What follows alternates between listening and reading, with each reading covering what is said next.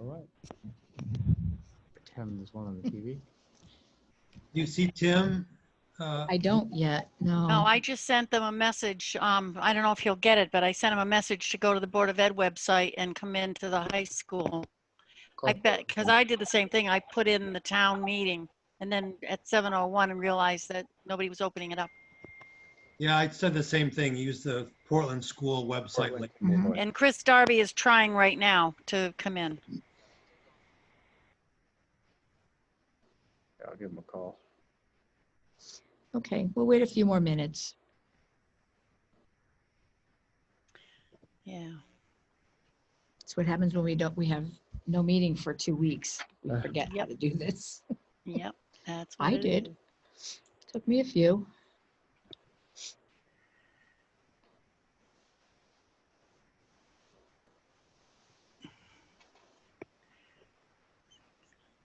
Hey, Timmy, having trouble getting in?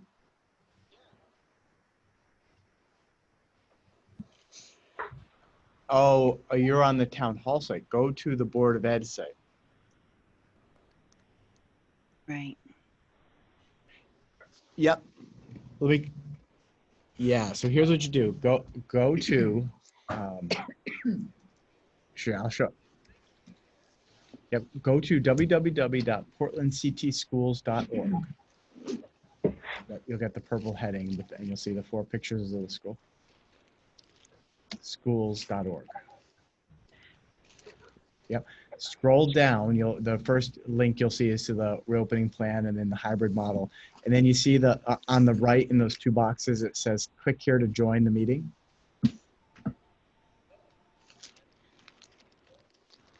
You have to scroll down probably a third of the way down the page, right below the Portland Public Schools mental health team site.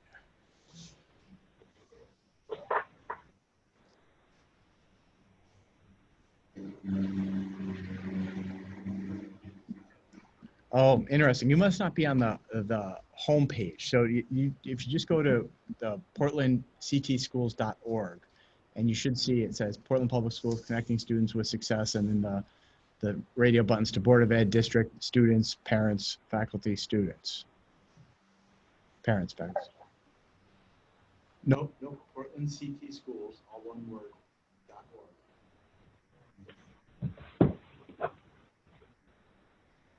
.org. Justin, that was a nice picture of you this morning with your sister on Facebook that your mother took. And Thank she you. sent you off to school. You're welcome. Yeah, She's I pinching do. herself that it's your last year. Yeah. Yeah, in front of that tree every year. Yep. Portland School It's cool though. It's fun to do that. Yeah. Hybrid model reopening. It was nice to see how grown up everybody's getting to be. Anatomy information video. Was it a good start? It was, yeah. It was pretty much what I was expecting it to be, but I was glad, and everyone seemed pretty happy to be back in the building. Oh, good. Great. Yep. And then on the other side, you see it's. Yeah, click that, and then when you get to that box, enter the word. I think we're almost ready. Now click Portland with a capital P, and then you'll go into the waiting room. It's a Zoom, yeah. Yeah, no, just click the underline that says click here to join the meeting.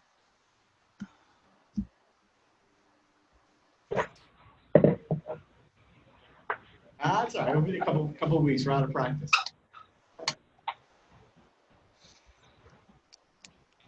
Yeah, and then I want your password. The password is Portland.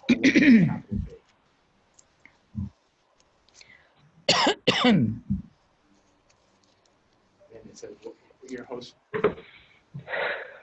Well, I figured you got busy moving in. That's it. Yeah, of course. They should be able to see you shortly. And Stereo, because I have logged. Thank you. Okay, bye. All right, I'll call the meeting to order. Tim, welcome. Yes, my penalty is I can't say anything all night. Okay, you. All right, let's start with the Pledge of Allegiance. I'll join in. Yeah. Pledge allegiance Pledge allegiance To the flag of of the United States of America and to the to the republic for which for which it stands, stands, one nation, one nation, under God, under God, indivisible, with liberty and justice for all. Okay. Next is the approval of the agenda. I would like to, before we approve it, amend it to add an item to the agenda. The mask policy that was sent out today with the two addendums that we need to discuss tonight. We would make it item C under new business.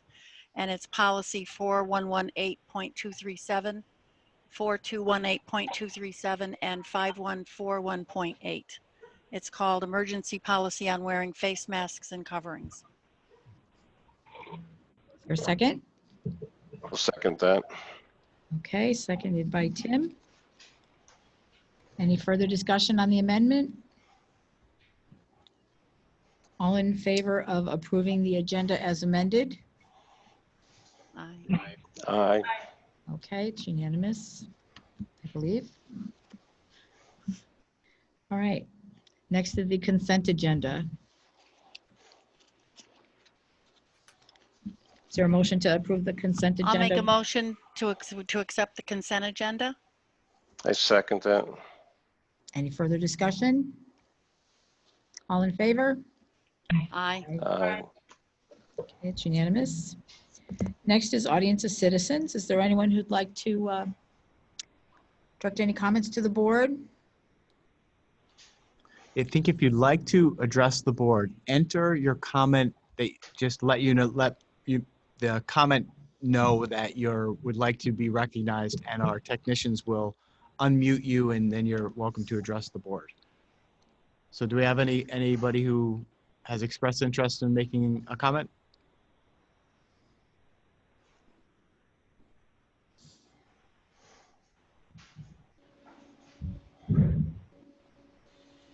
There's none on YouTube yet, and none currently in chat. Excellent. Okay. Okay, there'll be another opportunity at the end of the meeting if anyone is interested at that point. Next, we have student representative reports, and I believe we have a new student rep joining us tonight. Would you like to introduce yourself, Sean or Charles? I'll just start by saying Sean and I met today. We had a lovely conversation. She's very excited. She's a member of the Student Senate and a junior at Portland High School. Very excited to welcome her to be your student representative. Sean, why don't you start by maybe just telling us a little bit about yourself and why you wanted this? All right, so yeah, I just started my junior year. I've been in Student Senate since my freshman year, but I wanted to take that next step to further involve myself, not only in our school, but in our community as well. And I'm not really sure what I want to do in the future, but I know if I do want to get into politics, this is a great way to get my foot in the door. And I'm really excited to be here. I'm excited to hopefully continue this through my senior year. Great. Welcome.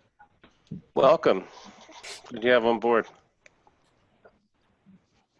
Okay, They have a report? I want to give yes, we're ready for reports from either or both of you. Well, I can start off by saying that I think Sean and I were both in the blue cohort. So we both were in person in school today. I at least thought it was really nice to return to the building and return to all of the teachers. And I found that the staff and the faculty were very welcoming. You could tell that they were excited to have us back, just as excited as we were to be kind of back to our old routine, or as much as we can get at this point. So yeah, I thought it was an enjoyable first day of school. I thought it was a very safe and cautious first day of school. And at least in the high school side, I think that going forward, that hybrid method will work well to foster a good learning environment and a safe learning environment. Yeah, I can agree with Justin. I believe the first day went really well. Students were really compliant with all the policies that were put in place. They were really appreciative of mask breaks and, that consideration of we're all in this together. And yeah, I think we were all happy to be back. Thank you. Welcome back. Yeah. Next is communications and updates. All right. few up. Let me turn my volume down. I'm getting some feedback. There we go. So I have a few update communications for you. They're included in your packet, but I do just want to run through them and make sure that I answer any questions. So Portland, sorry to inform you, has been named as part of a class action lawsuit as a potential defendant. So we're not alone. Every district in the state of Connecticut and in New York, as far as I can tell, as this is filed against Bill de Blasio of New York, is caught up in this lawsuit. And essentially, it's a claim that by closing schools, students with disabilities were denied FAPE. So I did include the notice of the lawsuit in there. I did receive the notice from Rebecca, our attorney with Shipman and Goodwin. I shared the notice with Tom Robinson, and Tom shared it with Kerma. I literally got an email about 5 minutes before I left my office to come here from Kerma, recognizing that they were in receipt of the lawsuit and that they would be vigorously defending us and all of the other districts that are named in it. They have asked us, of course, to retain any and all documentation and not destroy anything that might end up as part of this lawsuit. So I'll keep you posted on it. It's unfortunate. Hopefully it will be the only lawsuit that comes out of this national emergency, but it is here and something you need to be aware of. Any questions about that? No questions? No questions. Okay. Great. Few additional communications. I did include an email that you received from John Clemens. I spoke with John afterwards. He and I played phone tag a little bit, but he and I had a very nice conversation.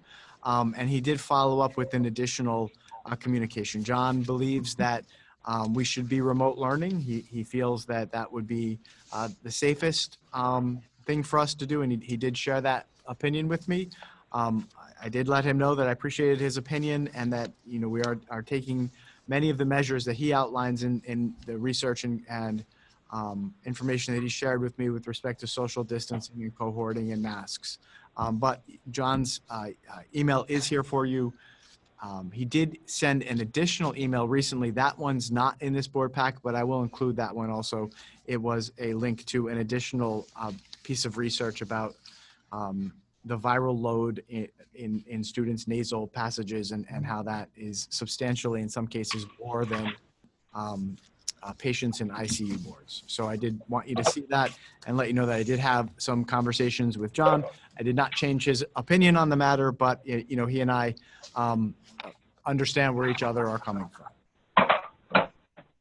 Okay, I have an additional communication here from you from David Audette. David Audette expressed a concern about high school football. I'm not going to go into much more detail with that concern. He does not feel that it is safe for us to offer football to Portland students this year. That will be a topic of conversation later tonight, but I did include that communication for you. And then finally, I received a communication from Scott Marushak. I included it. It was sent to all of you, but I did include it in the communication. Mr. Marushak's concern was about the masks that we are asking students to wear. We are also going to discuss that tonight in the context of Addendum 11 that we received from the state and the mask policy that you put on the agenda for discussion tonight.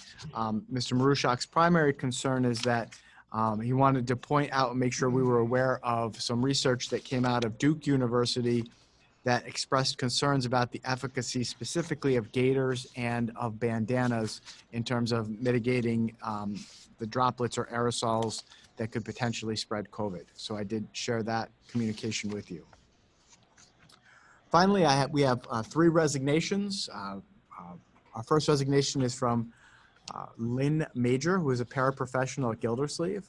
Wish her well, and she has resigned her position and has taken a position in a neighboring district as a paraprofessional.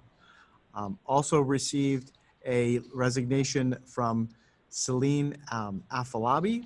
Celine was also a paraprofessional, and she's going on to pursue her degree and her shortage area permit. And then finally, we received a resignation from an additional paraprofessional, I believe he was at Valley View. Ryan, oh, I've forgotten what school, I'm sorry. But Ryan Judge has resigned as a paraprofessional. So we have 3 paraprofessional resignations that I did share with you in your communication packet and is posted in Dropbox. Any questions about any of those? Do Just those, do those positions, are they being replaced, or are we going to go without them right now? We have hired 3 additional paraprofessionals. We do have more paraprofessional needs. So tonight, when Stephanie talks to you about the budget, she's going to talk a little bit about how we need additional coverage to cover our inverted distance learning and to support our students in our Portland Virtual Learning Academy. You'll see this show up as an expense on the COVID-related items that Stephanie has shared with you. I'm meeting with the administrators Thursday to make sure that we have all of our paraprofessional coverage needed, and I do anticipate that we will need to hire additional paraprofessionals. Thank you. Charles, you've talked in the past about how there's anticipated difficulty in having enough subs for this year. Are you anticipating any difficulty in hiring for these para positions, or is that less of an issue? Not yet. I will say that we have not had trouble not only having paraprofessionals expressed interest, but I am impressed, and I really mean that in the strongest term, incredibly impressed with the quality of the individuals who have asked to be paraprofessionals that we've interviewed. Some of the paraprofessionals that we've hired this year are certified teachers. And, you know, you'll hear me talk tonight about the quality of the teaching pool, but I would say that the quality of the paraprofessional pool has also been excellent this year. I know, I noticed that just looking through the information you provided us about new hires. Yeah, we have It was impressive credentials for some of those folks. Impressive credentials, yes.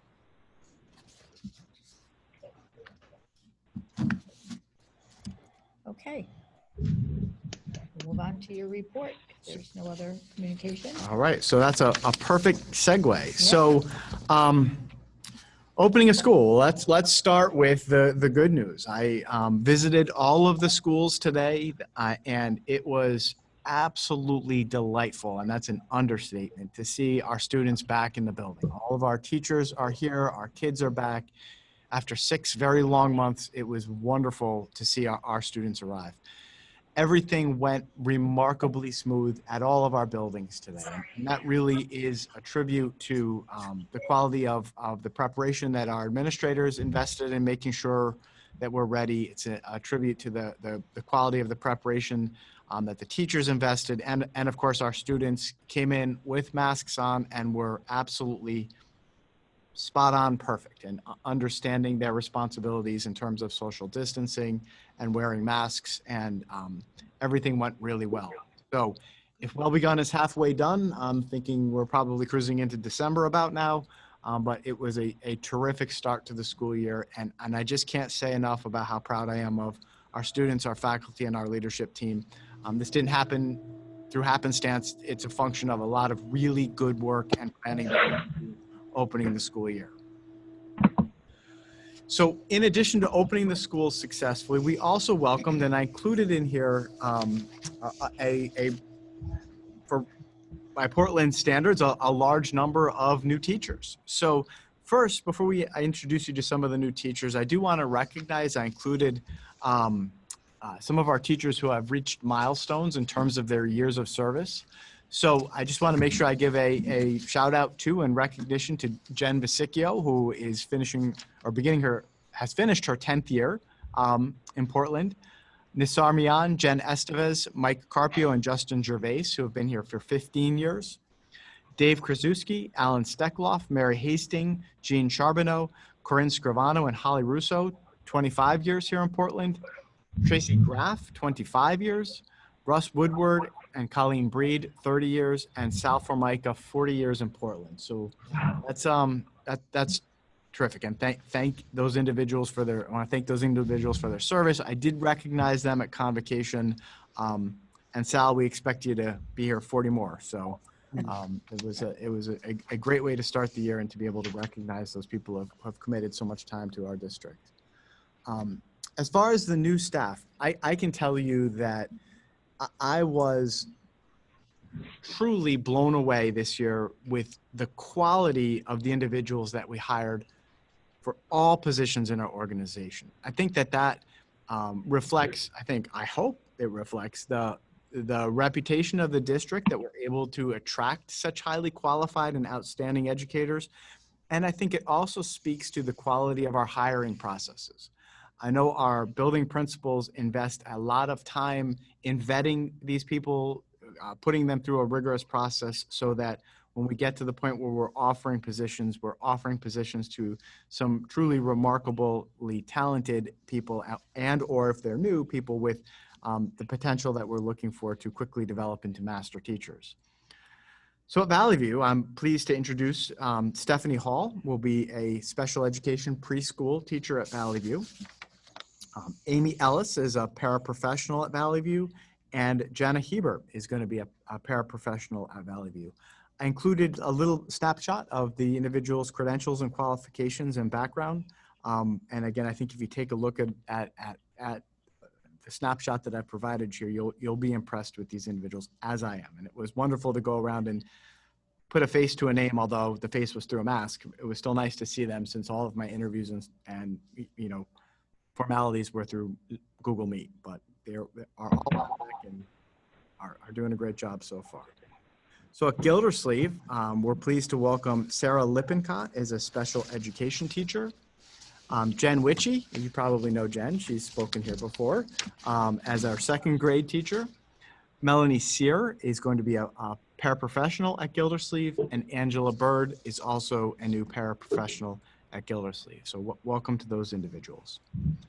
At Brownstone, Meredith Camus is our new library media specialist. Elizabeth Bio is our 5th grade teacher at Brownstone.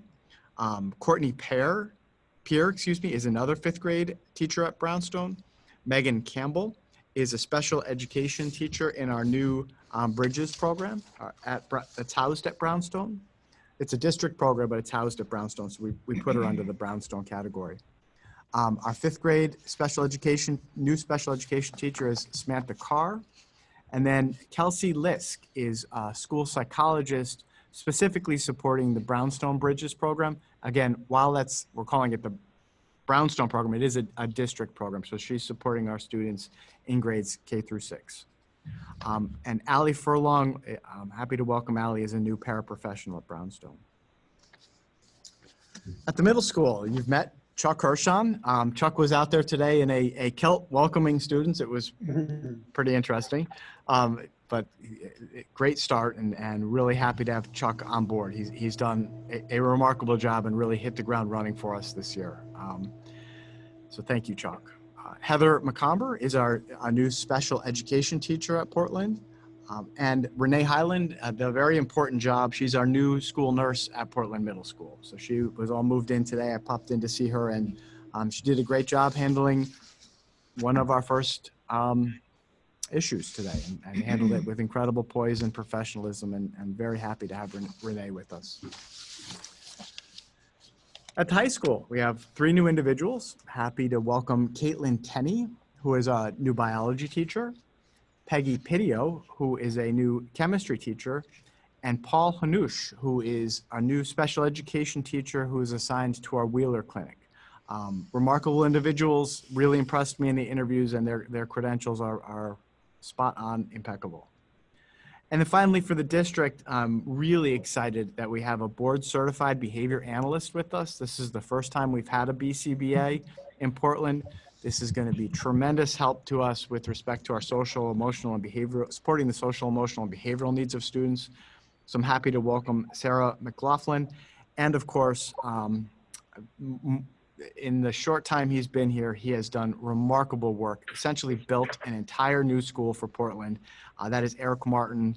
He is our Director of Curriculum, Instruction, and Technology, and you're going to hear a little bit more from Eric tonight. So welcome to all of those individuals. Yes. They're terrific, and we're really happy to have them here with us.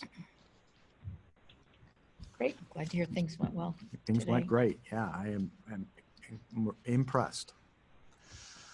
Okay, just a couple more things for you. These are more FYIs I just want you to be aware of. So we have entered into an agreement with the YMCA to provide our before and after care programming. The YMCA is pursuing a license for Gildersleeve. We're having our before and after care programming at Gildersleeve this year because that's where the majority of the students requesting care are, and that will help us cohort students better. The problem is, unfortunately, the Office of Early Childhood is backlogged tremendously because lots of districts are doing this and making daycare rearrangements in their districts, and is behind in the licensing. We have all the lead tests and other things done that we need to have done. We expect we'll have that license by October 30th, or excuse me, by October 1st. But until then, we're going to enter into this agreement. This just means that that site will technically operate under the district's auspices, which is all fine. It's a formality until we get that license.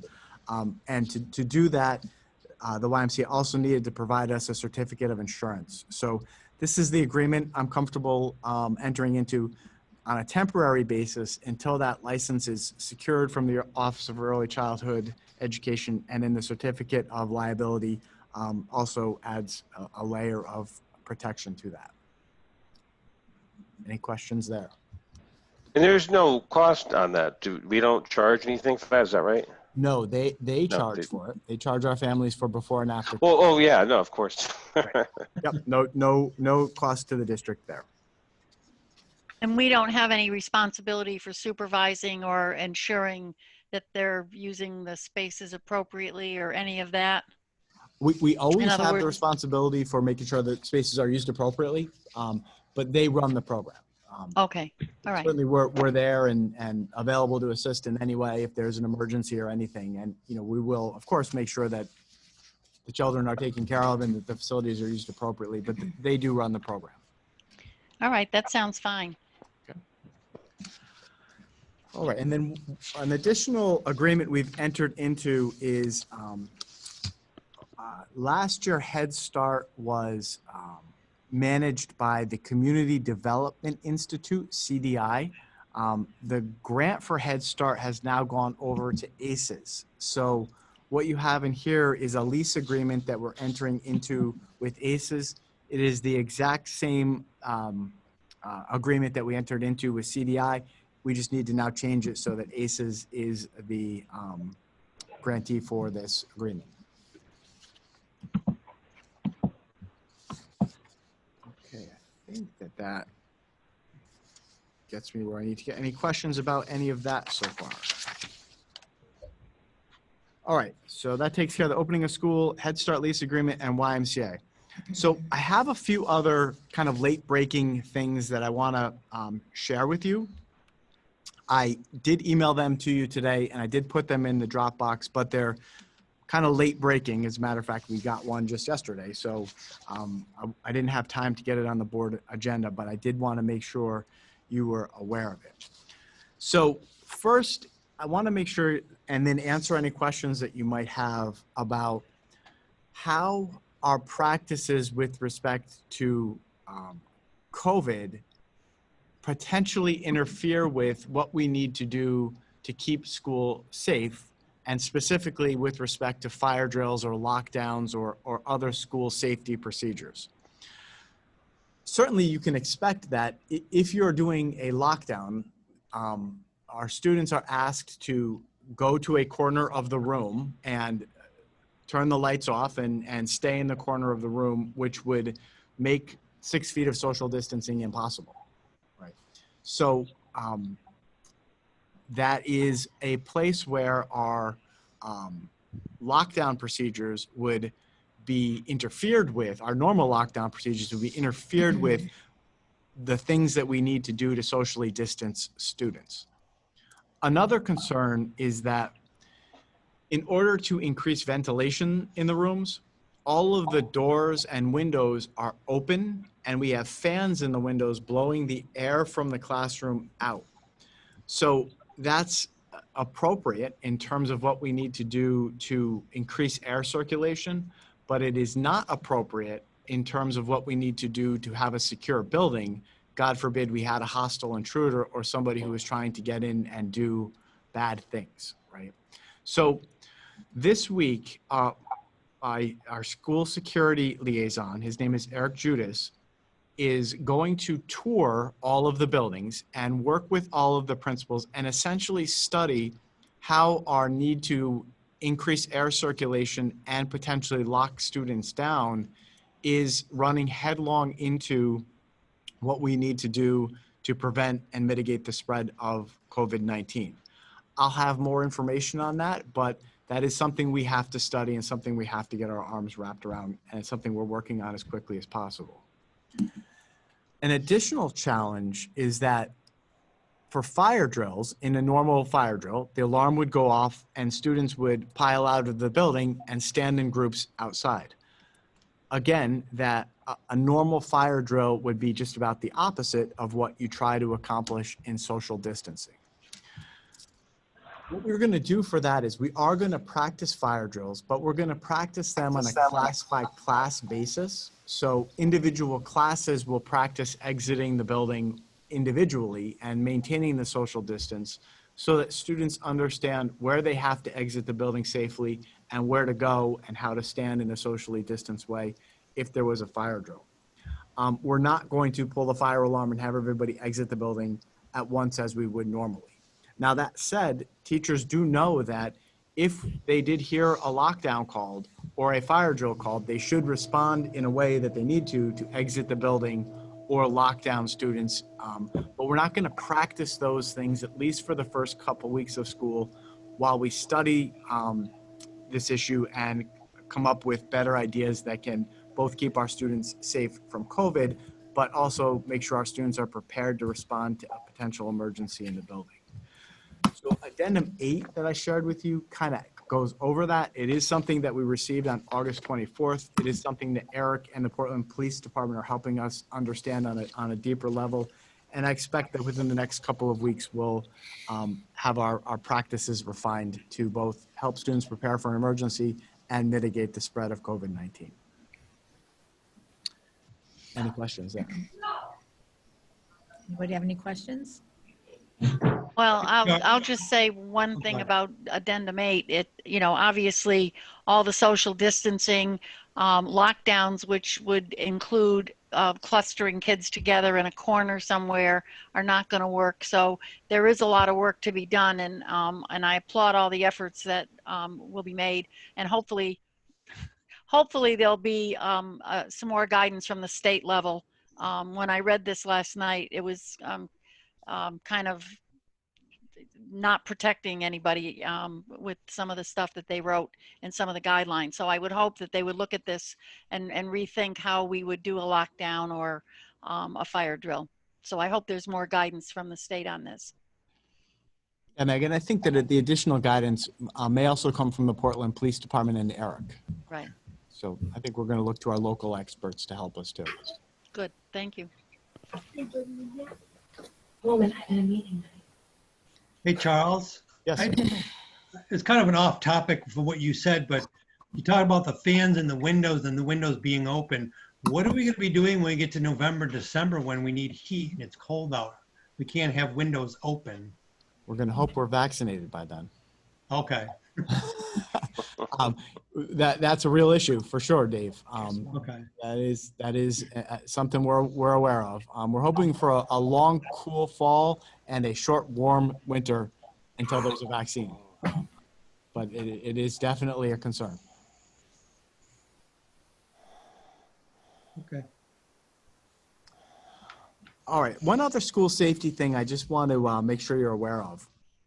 And that involves one of the more dangerous times of the day, of course, is drop off and pickup, where you have three things happening in a building. One, our faculty and staff are all arriving, our buses are arriving, and parents are arriving to drop students off, right? So you have lots of people coming into the building, and it all happens in about a 20-minute window at every building, right? So one of the things, and I need to give credit to Eric, is Eric and the Portland Police visited each school and met with each principal and took a look at the traffic patterns and did their best to optimize drop-off and pickup. And the reason for that is that, and I saw it this morning, a lot more parents this year are driving their kids to school, which is a good thing, right? Which is what we've encouraged parents to do. If parents are able, I again would continue to strongly encourage parents to drive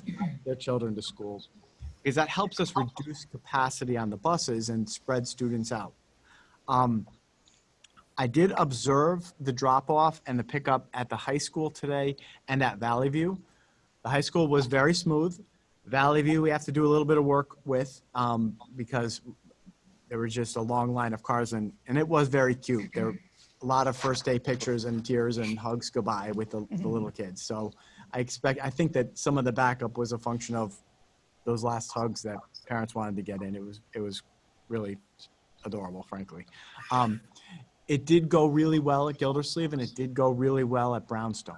Now, of course, when I say it went really well in the hybrid with 40% of our parents dropping students off. So we're going to continue to study this and make sure that our traffic patterns don't back up traffic on Main Street at Brownstone or Gildersleeve, and that otherwise we can get people safely and efficiently into the building. What I saw tomorrow leaves me in a good frame of mind. I think that will work fine in the hybrid, and we're going to have to figure this out and see what we need to tweak in anticipation of what we all hope is a full reopening for all students after Columbus Day. But I'm kind of going week by week now. I'll let you know what our plans are at our September 15th board meeting, but I'm confident that we'll be able to have all of our students and faculty get into and out of the buildings safely at the beginning and the end of each day. Any questions there?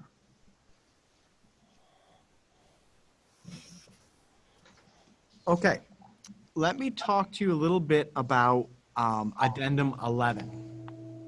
And again, we just received this yesterday. So you probably are all aware that all of our students and faculty and staff are now being required to wear face masks. I've got mine on just about all the time at this point. And of course, you're probably all aware that there are different kinds of face masks. There are N95, KN95, surgical style cloth masks, neck gaiters, bandanas, and then masks with exhalation valves. So a recent study out of Duke University produced findings that suggested that neck gaiters and bandanas were less safe than other types of masks.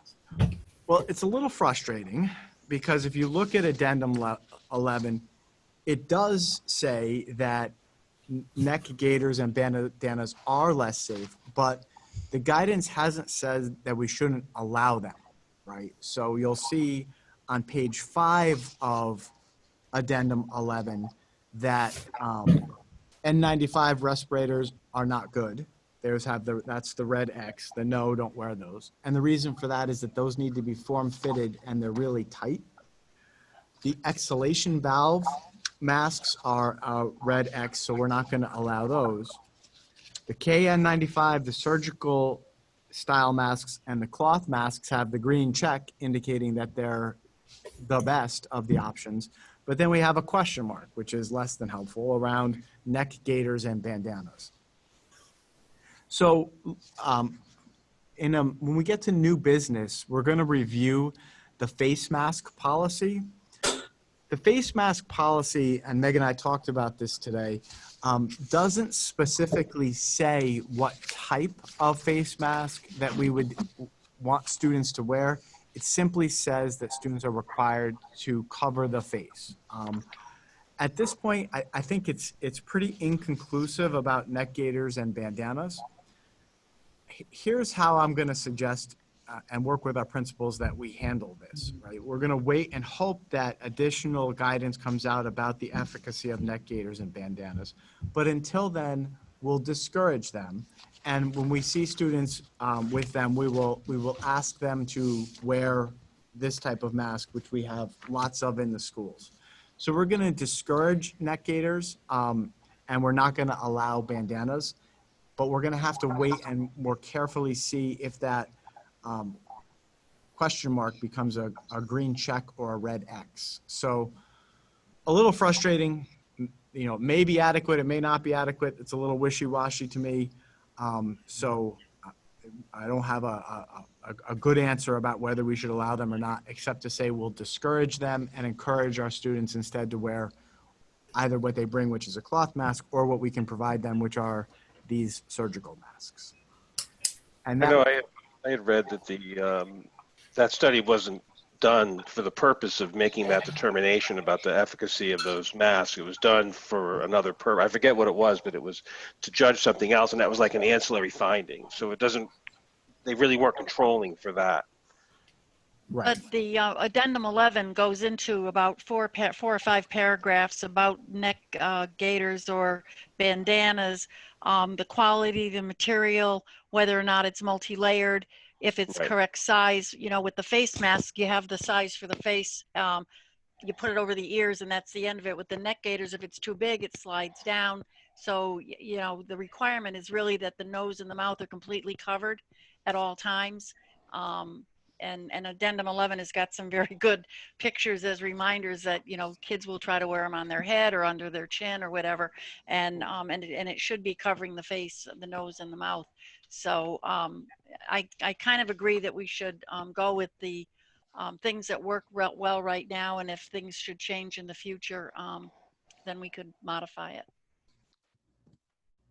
Charles, can I just ask a clarifying question? Did I hear you correctly when you said that bandanas will not be allowed, but gaiters will, but you will ask them if they wear a gaiter to consider switching to a disposable mask?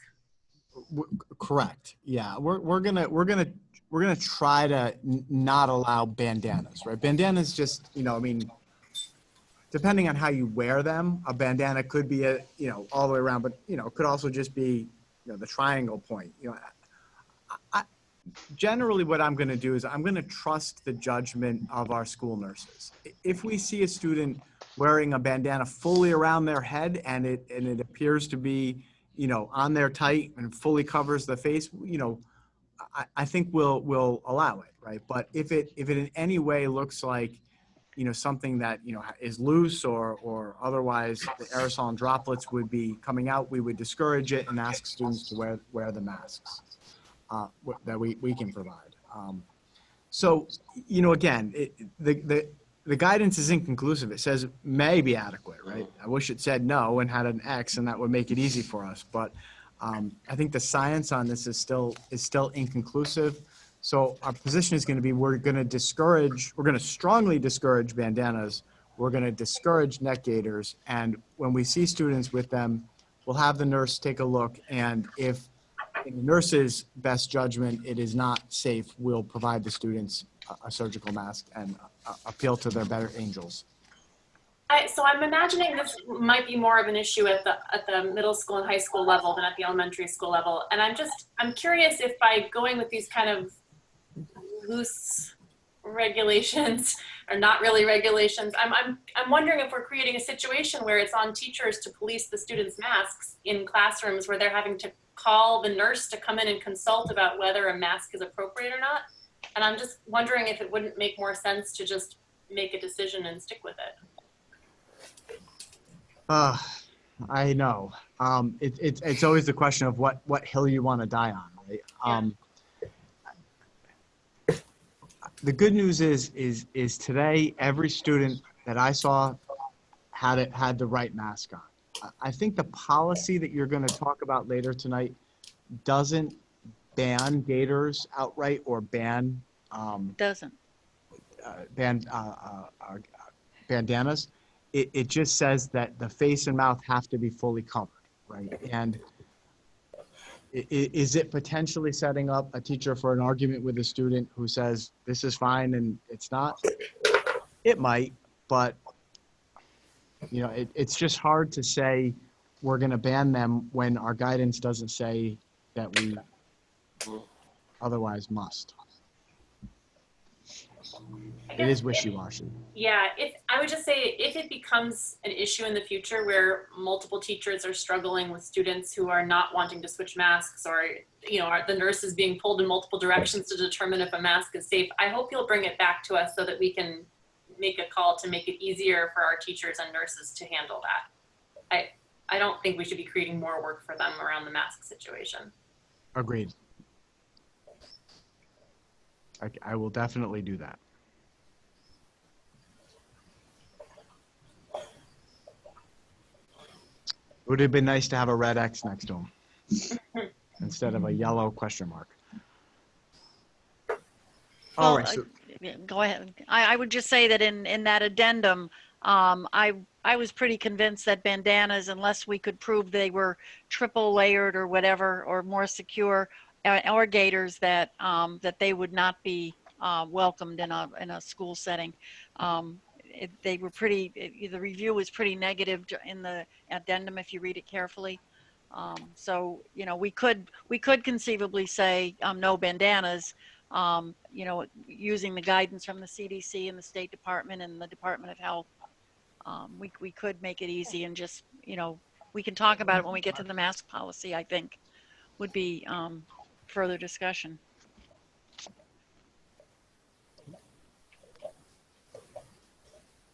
Did anybody else read addendum 11 when it came from CABE? Yeah, I did, Meg. Yeah, I did, and I'm with you on that. Yeah.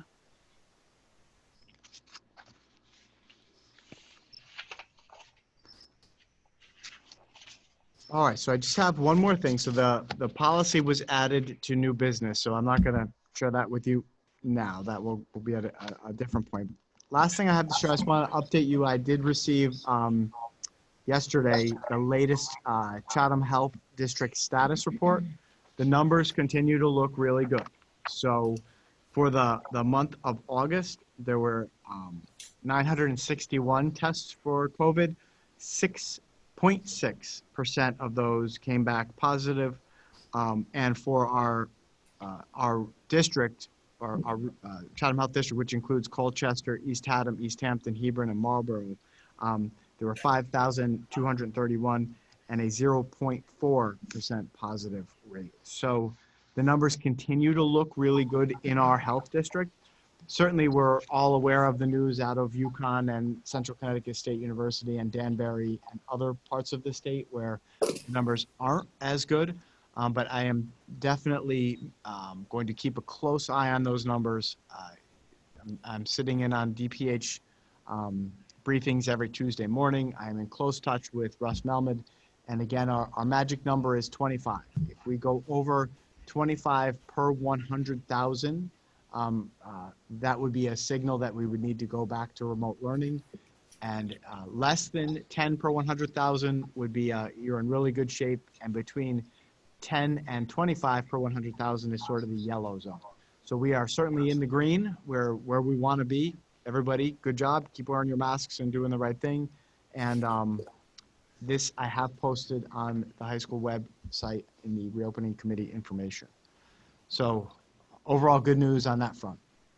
Charles, just to be clear, because you know we've talked about these the numbers, the 10 per 100,000, the 25 per 100,000, but I just want to clarify that our directives from the state also say to take into account trends in the district or changes in the district. Because I know a lot of folks in town are probably looking at what's happening in Danbury, where they have, I think they're only at 22 out of 100,000 cases, but they're clearly experiencing a problem. And so if, you know, I think folks here are probably watching that and thinking, well, gosh, they haven't even reached our threshold for hitting distance learning. But if we saw changes or, you know, trending towards increasing infections, we would act sooner than that 25 number, correct? Definitely. The state is releasing information regularly now at that broader level. Unfortunately, I think it would probably be the same sort of thing we saw in March, where, you know, it started in Fairfield County and moved this way very quickly. But, you know, while we're in good shape in the Chatham Health District, you know, we are part of a larger ecosystem. So we need to watch the numbers everywhere. And let's also not forget, we do have Portland students who reside in Hartford. So we need to keep an eye on the Hartford transmission rates as well.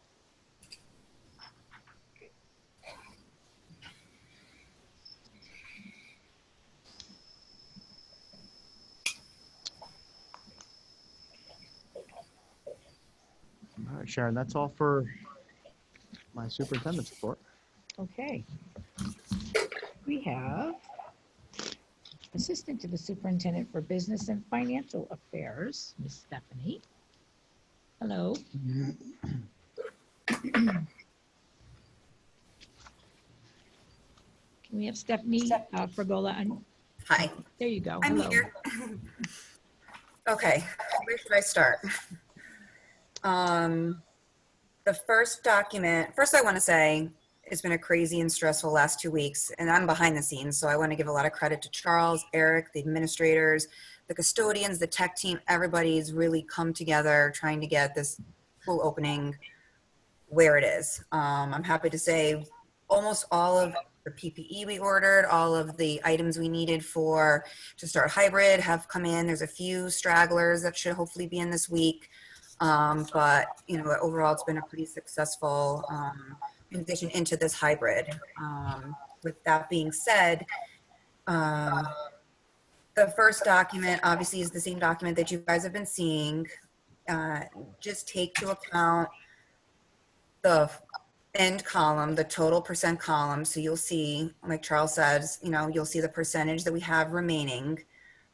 We have now used the first payroll for teachers. All the 10-month employees have now started to come in. And when I do my full financial report in October, I'll have better projections for those accounts. But, you know, you'll see that we're 83.17% left in our budget. Compared to last year, we were at this time 84.80, and we've encumbered the bus transportation contract this year, when at this time last year we had not.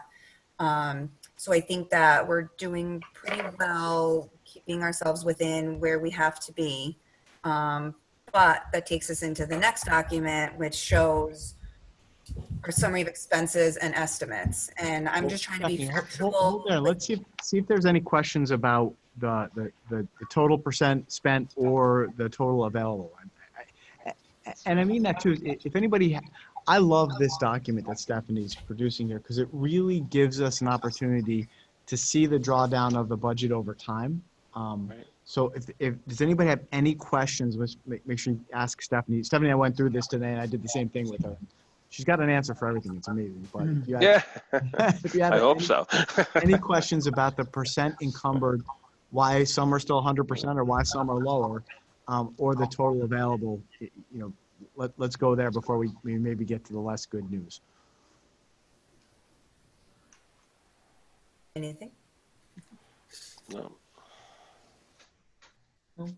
So the authorized spending report, Stephanie, includes the COVID-related expenses? Yes, everything so far that we have paid or that is encumbered is included in here. Okay, so the salary. Well, I'm sorry, except for the personnel piece, the distance learning, the PVLA.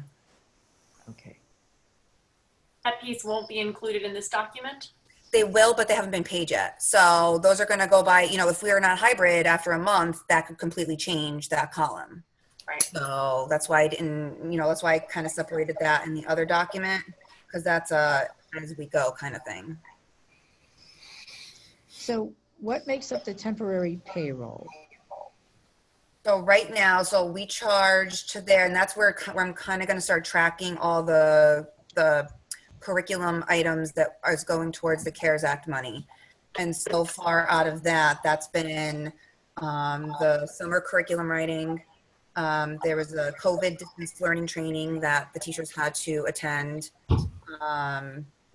And some of the support staff for the reopening committee, and some extra summer hours that secretaries had to work to get the hybrid program running.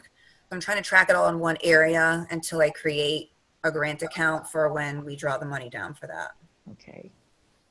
And that actually, I'm sorry, I lied. There's ESY is also in there. So our ESY program, which is about 43,000 of the 64,771. That's the summer part of the ESY, correct? Yep. Yes. Okay. And those are the, most of that is what you're anticipating will be covered by the the CARES Act we're using CARES for Act. all the curriculum, the distance learning training, the curriculum writing, Okay, anything that has to do with hybrid related learning. okay.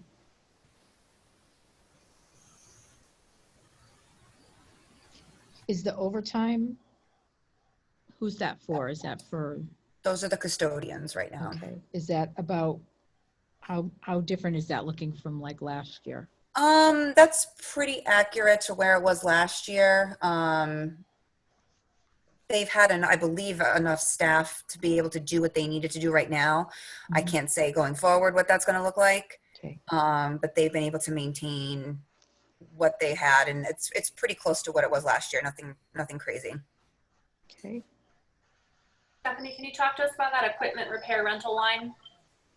Yep, so that's the line that we do all of our kind of maintenance and repairs out of. So we have company Perfect Temp. So whenever there's an HVAC issues, we have purchase orders where they come in and fix everything. So the large majority of that would be repairs and maintenance, and for any kind of all the different vendors that we use. So we have purchase orders open so that when something goes wrong, we're ready to basically have things fixed. So the HVAC work that we had done as part of the COVID preparations, is that under this line or is that somewhere else? Yes, so the air conditioner, the $10,402 is in there. Lines here. The duct cleaning is in there. Yeah, so the mini split. I'm gonna look at my lines here. So that's all included in there. It's really basically to maintain all the buildings that we usually spend. That's pretty, again, like I said, it's not that off from what we usually do, because it's always, we encumber the most in the beginning of the year and then we draw off of it. But there is a spending freeze, so everybody knows, unless it's mandatory or HVAC related, it's kind of be on hold for right now. Thanks.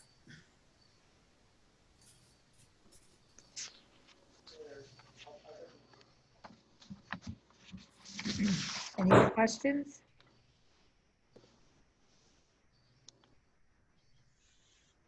No? No. Okay, I guess, Tim, did you have a question? No. All right, I guess. then we You'll can see, talk about- I just wanted to point out one thing. You'll see a credit in the heating fuel. When we had the oil tanks pumped out, and they actually gave us a credit for the oil that they took. So we actually got a little bit of money back for that. Oh, that's right. Yeah, the price of oil went down, unfortunately, when we probably got credit for it. And in the next report in October, I'll have a better idea. You know, like I said, I'll do the side-by-side comparison from last year of my usual full report that I do.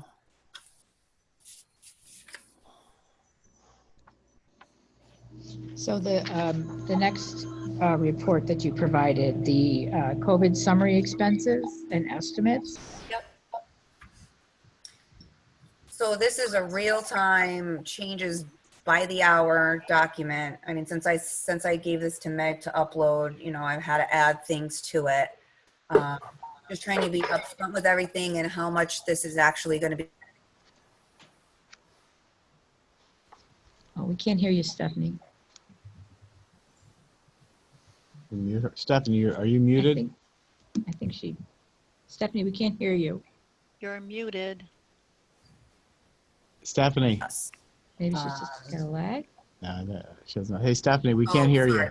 Is it bad connection? No, we got it. We got you now. Whatever you said, we didn't hear, so you got to repeat. Sorry. I said this document basically changes by the hour. It's changed already since I gave it to Meg to upload on Friday. If you want to go through each section, I tried to break it out by each area. If you have any questions, they're all actual expenses right now of what we've spent. The personnel, the first two lines of what we've actually spent. The second two is, like I said, based off of whether we stay hybrid, if we go full distance learning, or if we're coming back, those two numbers will change. Are there any questions on any? Just final bottom line number over here, is that 233,000? So 233 is for just the salaries. So that's just for the salaries. Yep, the grand total is, and now this is, so I added 2 items since I sent that. I added in, we purchased Chromebook sanitizing machines for all the Chromebooks that come back and that the tech team has to go through for $719.96. And then for 10 hotspots, we were lucky enough to actually acquire 25 free hotspots from the state. There was a survey that went out and we filled it out with what our need would be. We got awarded 25. It went by how many free and reduced students you have, which depends on how many you get. If you requested under 50, you got all that you asked for. So at the time, we thought we only needed 25. We asked for 25. We got 25. We actually need 35. So the company was nice enough to give us the same program or whatever it was that the state got to let us get the 10 extra hotspots that we need to support the rest of our families. So we got 25 for free, which we did not expect. I almost had a PO in for the full 35, so we had some savings there. So the grand total right now between the left items and the potential personnel is $318,509.84 of COVID-related expenses as of today. That can change tomorrow. Out of that, we know we have the CARES Act money, which is $70,382. And we also, in between the last meeting and this meeting, got our award for the Corona Relief Fund. And Portland was actually awarded $100,000 under that fund. So, and that right now is for PPE, cleaning supplies, and health and safety. The hope is that that can get redistributed to other items and hopefully include instructional supplies and other things that we have had expenses for and don't have any reimbursement, any ways to get reimbursed for. But that's coming from the state later on, if that's a possibility. Taking into account those 2 items, those 2 payments, we still need to cover COVID-related expenses of about $150,000 that are left over. Stephanie, where is the FEMA reimbursement at right now? Are we still pursuing that? And are there certain things that would meet that criteria that we might be paying for out of something else? In other words, the PPE and cleaning might come out of FEMA? The FEMA is hard because from what I heard, especially from other business managers, is that they are not awarding anything to anybody. Like they're not awarding for Chromebooks, so we can't get reimbursement for that. The PPE and supplies possibly, which may free up some more money under the $100,000 if we can, but that's, we don't know yet. We don't know. I thought Tom Robinson was researching that. Has that gone any further? We've been so wrapped up with trying to get everything started and making sure everything was going that, and I had my state report due today. Now that's like going forward what we have to look into and see. I'm hoping we'll get reimbursement for some things, but we won't get reimbursed for personnel through FEMA, and we won't get reimbursed for instructional supplies through FEMA. Right. So that's why I'm concerned that if there are certain criteria that we meet for certain things that we are having to buy for the coronavirus, the pandemic stuff, if FEMA has any criteria that we can use, we should definitely explore it. The other possibility is to look at GoFundMe's and grants and other things that might be out there. Yeah, I mean, there could be another round of funding. We don't know. This $100,000 kind of came. We knew there was something coming, so that was a nice surprise to us. Well, it's only 24% of what we asked for, right? Yeah. Right. Wasn't very much. No. So I had a question on the PVLA expenses. Those are projected if we're in PVLA all year. The Correct. PVLA is the families who determined that they were not going to have their kids come back, correct? Right. So do you think it's likely that that's going to be for the entire school year? My hope is that we're vaccinated in early 2021. So I'm thinking half a year.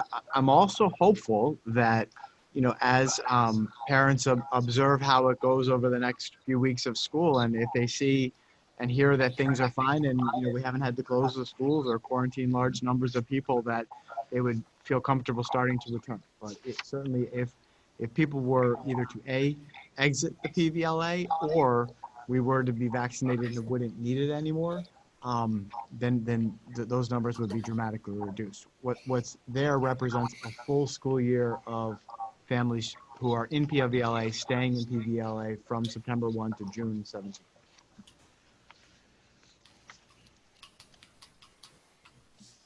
Anybody else have any other questions? I do. Just so I'm clear, everything on this page is stuff we've already spent or planned. The left side, yes, and the first two lines of the personnel.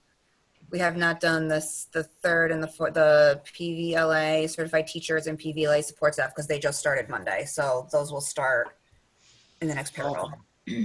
But everything else has been, on the left side, has been purchased. I do want to add, I think I had the electrician with blank. I just got the invoice for that when I got home. So you can fill that line item in at $7,579 to put in all the plugs for all those fans that are circulating the rooms. Oh, I was gonna say, I saw $2,300 for plexiglass and electrician. I thought that was pretty cheap. Yeah, no, the $2,300 is for the plexiglass, and then the electrician now is $7,579. And the second question, and maybe my timing's off, I thought some of that $70,000 we spent at the end of the last budget. Sorry, say that again. I thought some of that $70,000 we already spent at the end of the last budget. No, we didn't use any of the money from last year. We used all the general fund dollars. Okay. Pay for everything that we did. Maybe for the next round, you could have put a box in here of what we've received and what we will receive, and we'll get kind of a net total. In other words, we spent 200,000, we've got 170 in, and we're deficit of X. You know what I mean? Yep. I have it on my document, but I was waiting for final numbers, so I didn't share that yet, but I'll do that for next time. Well, I'm sure it's going to change every week. Yeah. Every day, probably. That's why I'm sorry it's not colorful and pretty like it usually is, but I was just trying to plug numbers in and get it ready. It looks great. I appreciate all your work on this, especially with your state report due. It's done. Today it got submitted and Good. certified.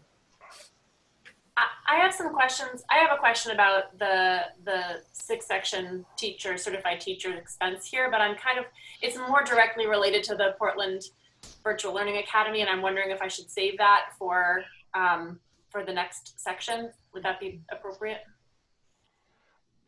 I think it depends what the question is. You're going to hear more about that expense when we talk about the MOU tonight. And that will happen in executive session. And you're also going to hear more specifics about the PVLA when Eric Martin presents after Stephanie. Yeah, I think I'll hold my question till then. Thank you. Any other questions for Stephanie? Okay, we'll move on. Thank you, Stephanie, for your hard work. We appreciate all the information you provide us. No problem. Okay, Director of Curriculum, Instruction, and Technology.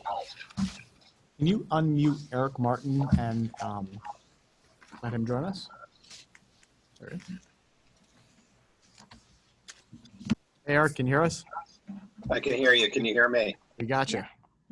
Great. Good evening, members of the Board of Education and Dr. Britton.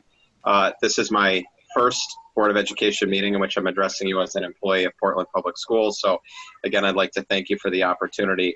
It's been a whirlwind, about 3.5 weeks since I landed in Portland. Dr. Britton challenged me to hit the ground running, such are the times, and I've been able to do that in large part due to the just incredible leadership team that I work with, and also just an incredibly dedicated Portland Public Schools teaching faculty and staff. We have spent a tremendous number of hours over the past roughly 3.5 weeks building and launching the Portland Virtual Learning Academy. So I'm more than pleased to talk to the Board of Education about our efforts, and today representing that the culmination of those efforts with a successful launch of the Virtual Learning Academy. So I'll be talking to you about that tonight. In addition, there are two other items that we'll be discussing tonight. The first is our 2021 Portland Public Schools Professional Development Calendar. I made that available to the board in tonight's board packet. Just harkening back for a moment to the Virtual Learning Academy, I've also made available to the board my welcome letter to families and students of the Virtual Learning Academy that was sent out late last week. And that contains a lot of information about the Virtual Learning Academy, including how it functions and what some of our basic expectations are for students and families attending the Virtual Learning Academy.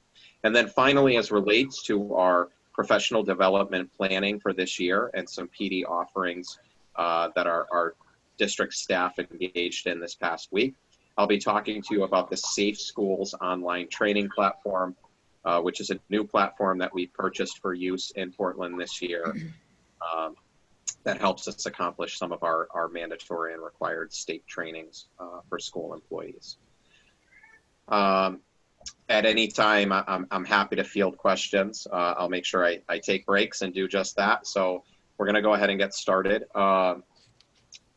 I do have a couple items that may be worthy of a screen share, but I'm not sure how the board would like to proceed. If you'd like me to share my screen or just more so speak to the items that I've described. Are they things available in Dropbox for us? Yes, so the first is the welcome letter, which I don't need to project. The professional development plan is also available to you. So if you see those two items in Dropbox, those are going to comprise the bulk of what I discussed. I would like to just briefly, when we talk about Safe Schools, share my screen so you can see what our employee experience looks like in that platform, because quite frankly, it's pretty cool. And we're pretty proud of our use of that platform. So I'll speak to those two documents you already have, and then I'll quickly share my screen for the third. All right, so the Virtual Learning Academy. As Dr. Britton said, it's not every day or every year that you get to build a school from scratch, and even more so that you build a school with the intention of it closing as soon as possible. So that is our intention with the Portland Virtual Learning Academy. Our foremost desire remains that all students return to us for in-person learning when our families and our nation has determined that it is safe for us to do just that. But in the meantime, we obviously have a commitment to continue to educate our families and students and to provide all Portland Public School students a top quality education that's equitable, that's differentiated, that's personalized, that fulfills the mission of Portland Public Schools. So with that commitment in mind, Dr. Britton tasked me with architecting and now serving as principal for our Portland Virtual Learning Academy. As one of the board members had asked, this is absolutely correct. This is the educational option we have provided to our families who have decided not to return to us for in-person learning at the onset of the 2021 school year. We certainly empathize with the difficult decisions that our families have had to make. I know that many members of the Board of Education are parents. Dr. Britton and myself are both parents, and so we don't take lightly at all the difficult circumstances in which our families find themselves heading into this school year. So we developed the Virtual Learning Academy with the foremost intention and commitment to continuing to honor Portland Public Schools' mission to our students and families who've chosen not to return in person. We sent out surveys to all Portland Public Schools families at the beginning of August, inquiring as to what their intentions were for the upcoming school year in terms of returning to us in person or not. At that time, it was undetermined what our exact reopening plans would look like. In actuality, I think we were still under the impression, as the state was advising at that time, that we would have to return to school with a 5-day school week. Obviously, that guidance changed about a week and a half later, and at that time, Dr. Britton re-administered the survey, asking parents more specifically if they would like to choose between the returning in person with our hybrid option, which was at that time developed and accepted or adopted rather by the Board of Education, or to remain at home, what we call distance learning or remote learning. There's a lot of interchangeable terms being used these days, as part of our blossoming, or at that point developing, virtual learning option. In the time since, we fully built out the Portland Virtual Learning Academy. We opened that academy today with approximately 240 Portland Public Schools students in grades pre-K through 12. So it's not often that you also get to architect a school, a single school that spans all grade levels. We're very, very proud of the diversity in our student body that we have. This school is populated by students and families of every ilk.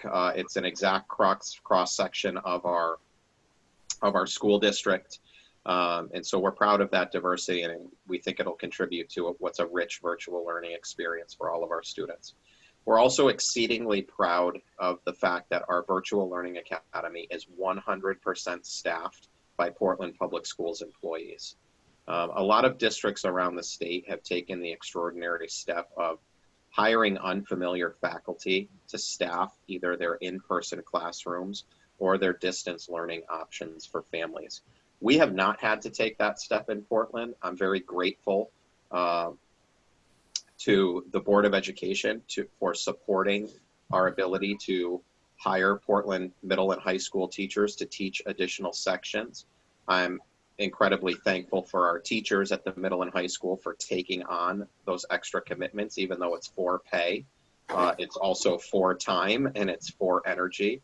And they've given that just in endless amounts and continue to do that. And that's just reflective of the commitment that they have to our district and our students.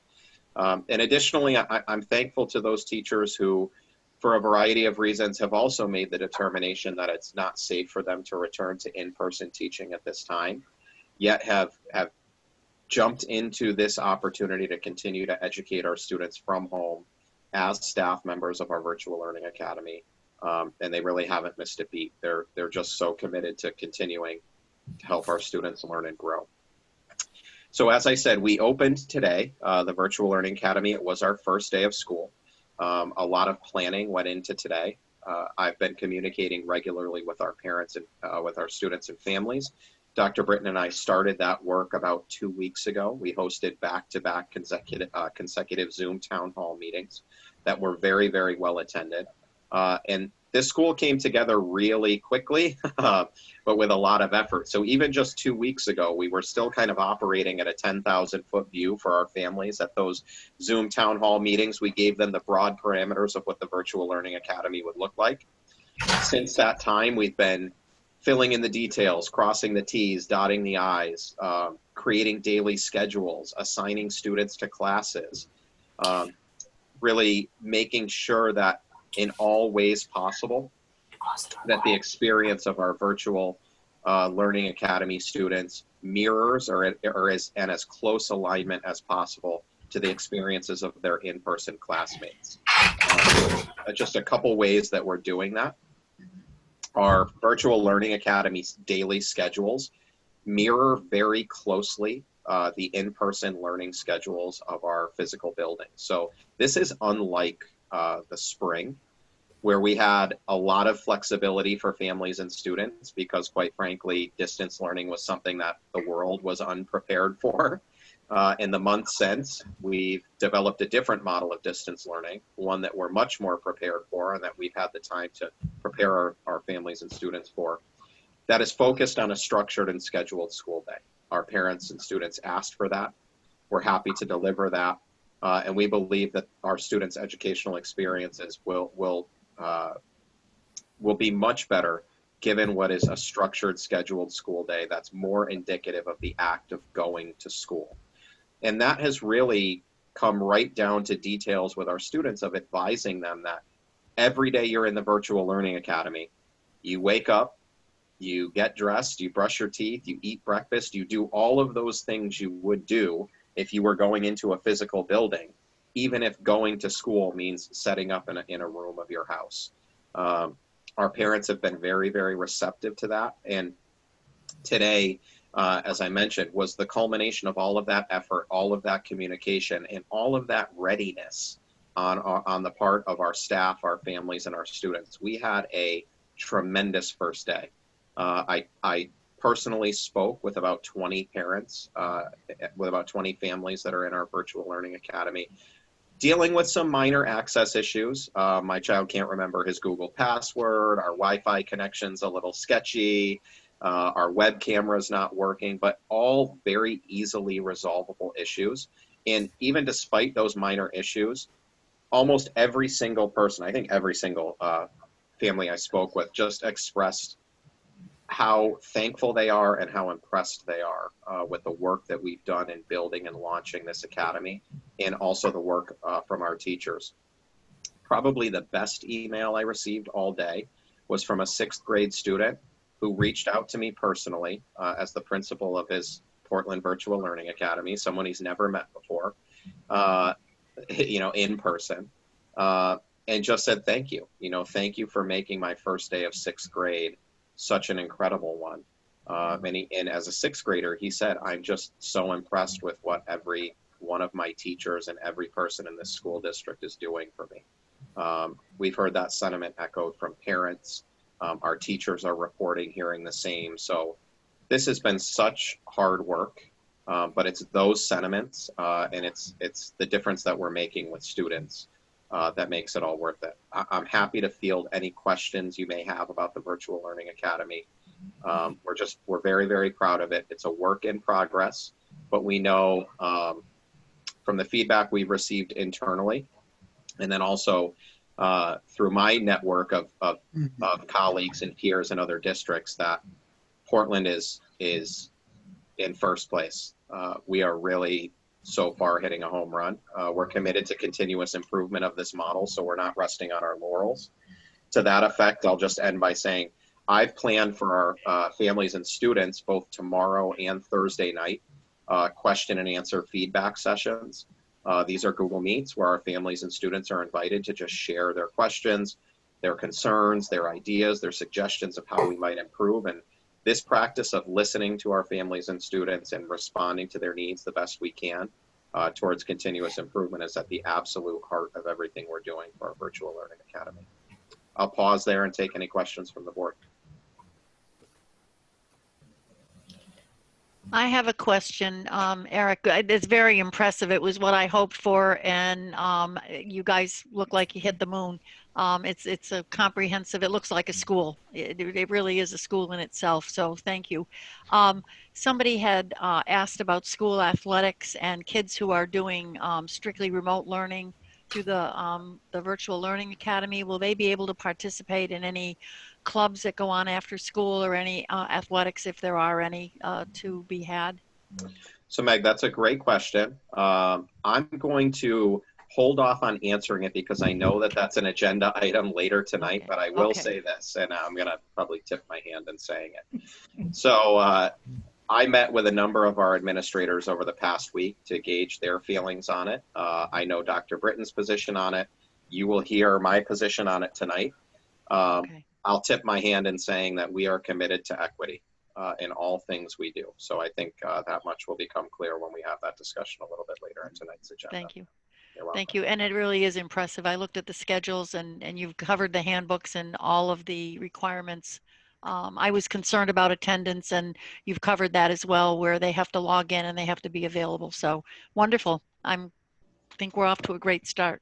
Thank you very much. Hard work to be done yet, but we're happy with our launch. I've got a couple questions, but I'll start with one. So in this, in your welcome letter, it was the first time I was seeing a list of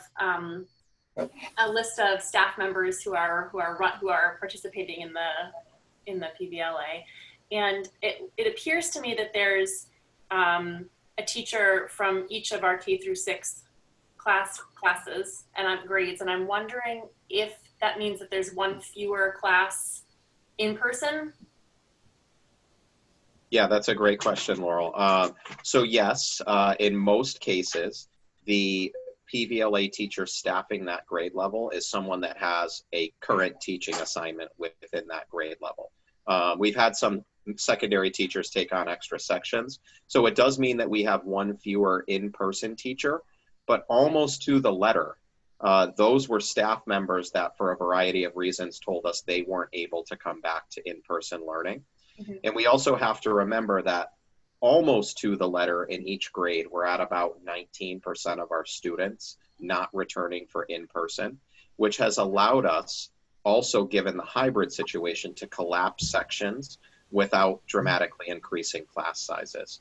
In actuality, a couple of our biggest class sizes in the district are in our virtual learning academy. They're not in our in-person buildings, where class sizes on any hybrid day range from anywhere from 8 to 12 students. Right. So the follow-up to that for me is that I understand that in this current moment with the hybrid, our class sizes in person are very small. But I'm wondering, I'm looking, thinking about looking ahead 5 or 6 weeks from now. In theory, if we have our students returning full time, we'll have full classrooms. And as we've discussed before, I think this came up through CABE at some point, that as European schools realized that as they were opening their program, they were starting with smaller numbers of students, and that as time went on and things were running smoothly and numbers were looking good, students were returning from their distance learning programs to in-person classes. And I'm wondering about that transition period and how we're going to manage to keep students appropriately socially distanced if we're already at full capacity and we're down a section in each grade level. Does that make sense? Yeah, absolutely. So I'll kind of respond to the second part of that, which we're already at full capacity. Like Dr. Britton, I visited a few of our school buildings today. We're not at absolute full capacity in every classroom on every cohort day. So we have ability to make some decisions when we kind of filter kids back in from PVLA into in-person learning, which classrooms have open seats and as part of which cohort group. But in terms of, if we end up with in PVLA, for example, I'll just hypothetically say our grade 4 class is down to 4 students and we're stuffed to the gills in person in grade 4 and in need of a teacher. At that point, we'll come together and make some personnel decisions. We haven't had to go the route of hiring extra teachers to make sure we can honor both arrangements, but that may be something that in the future we do have to consider. I think those conversations are still far enough down the road where we haven't had to take them up yet. And we do have a number of support staff still available to us that we may be able to use in creative ways to make sure that students are supervised in person while still having a teacher available to them. Even if the teacher, may be servicing different groups of kids, obviously all that would be done according to safety guidelines. But yeah, Laurel, that's a great question, and I'm sure it's one we'll consider as we move ahead. But with focus on launch, it's not one we've taken up in great detail as of yet. I have a question along similar lines, actually. So I remember from the last meeting, and I could be remembering incorrectly, I was of the impression it was about 10 teachers that were unable to return, and obviously this list is considerably longer. I recognize that some teachers are taking on a sixth section, but how many of these teachers are completely at home, like completely working remotely, as opposed to, doing some work at the middle school or high school and taking on an extra section? Yeah, that's another great question. So we actually only have fully dedicated teachers in pre-K 6, meaning they're staffing only the PVLA, and they're only our core classroom teachers. So they're none of our specials teachers. 7-12 is exclusively 6th section teachers, I believe, with the exception of one teacher who's doing 2 sections of what we call inverted distance learning, where she's actually home and teaching to a group of kids that are in the building. She's projecting on a screen, and we have a paraprofessional in that room, or a substitute. I can't remember that exact situation, but those students are supervised in person. They're not just looking at a screen. But K6 is 1 teacher per grade, so that's 8 teachers. And then everyone else is in person. We also have some secretarial staff that are fully at home and some paraprofessionals that are fully at home that we're mapping, the paras were mapping their work throughout our PVLA, and our secretaries are supporting from home. It's actually been great. We have 2 secretaries, so one we've given a K6 focus in the PVLA, and the other a 7-12 focus. That's great. Do we have tech support for the PVLA as well? So this is a great opportunity for me to sing the praises of our tech team. They are amazing, but also to share with the board a stark reality that they are a 3-person team servicing the needs of 1,500 students and staff. So you can imagine how they are swamped, beyond swamped. They won't say it. They keep their head down and they keep working hard. But they are absolutely running around like crazy right now, trying to meet the needs of everyone everywhere and doing a great job, but stretched incredibly thin. So they also serve our virtual learning academy. And one of the ways that I've worked with the tech team, part of my title is director of technology as well. I've worked with them around prioritizing requests. So first and foremost, our PVLA families and students get priority access for technology help. And the reason they do is without technology, they cannot access learning any day a week. Obviously, our remote hybrid learners, we need to make sure that they have the support they need, but because they're in person 2 days, we have a little bit more flexibility with getting them the support they need or providing them alternative learning materials in the absence of technology for when they're not in school. That's a much harder road to hoe with our families and students that are home fully all the time. But our tech team is amazing. As a 3-person team, it's just mind-boggling how much they do and do well and do with a positive attitude. Eric, can you talk a little bit, it came up earlier about how we're going to navigate reintegrating Portland, distance learning students back into in-person learning, should they choose that in the future, specifically at the secondary level. I'm curious, are all the courses that they're taking currently distance learning, are they going to be comparable places in the curriculum if they choose to come back to school? And what about those couple of courses that are kind of 9, 10, and 11, 12 grouped together? How do you imagine that working? That's a great question, Laurel. So we've known right from the onset, we've built a school to close, right? We've built a school hoping to have kids leave us every single day. And we already are, but we're barely underway. So we know the longer we're underway, transition becomes a much more complicated issue.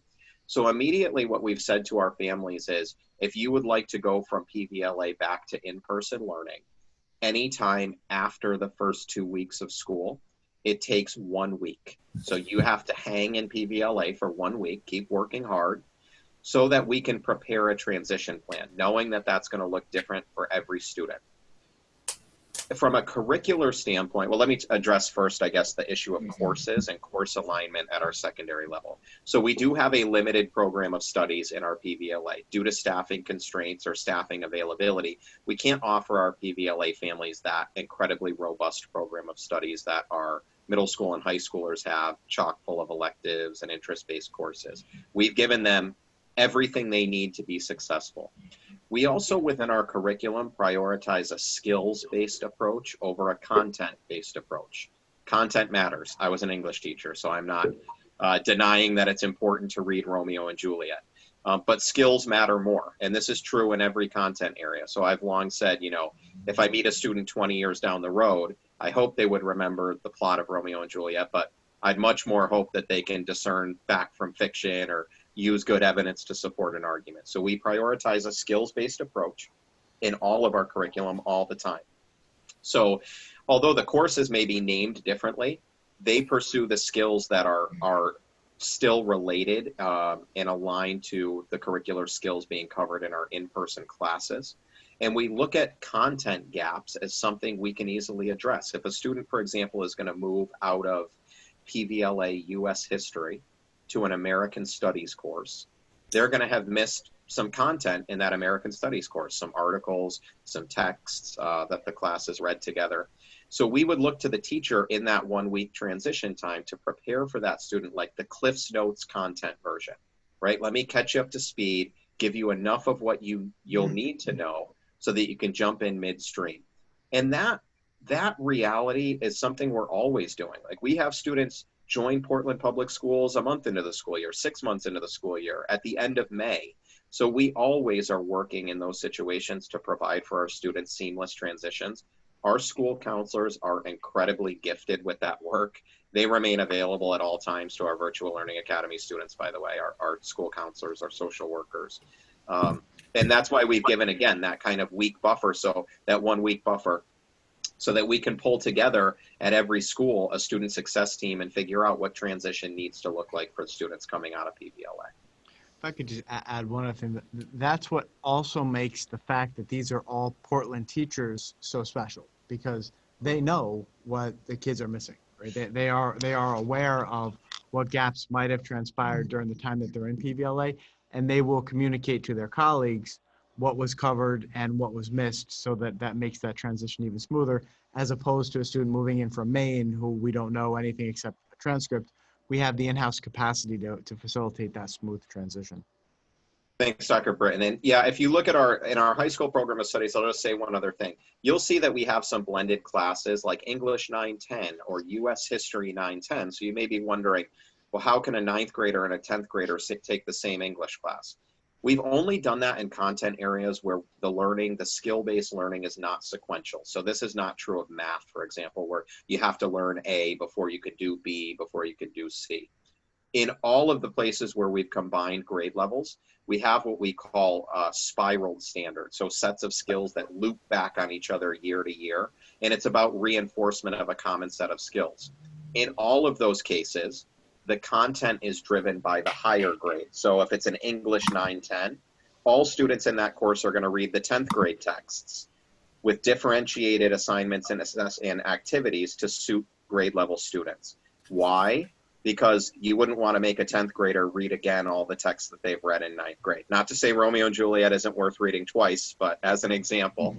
And then we know that when these students come back, that they're going to have to do some backwards course sequencing, or what we call out of order course sequencing. So if an English 910 student this year, who was a true 9th grader, comes back next year, assuming God forbid that we're in this situation all year, then next year we'll maintain a section or two at the high school of English 910, and we'll reverse order those students with that course. So that's kind of some of these interesting wrinkles that are going to take time to smooth out. But none of these are like irreparable tears in our academic program. They're just wrinkles that will smooth out over time.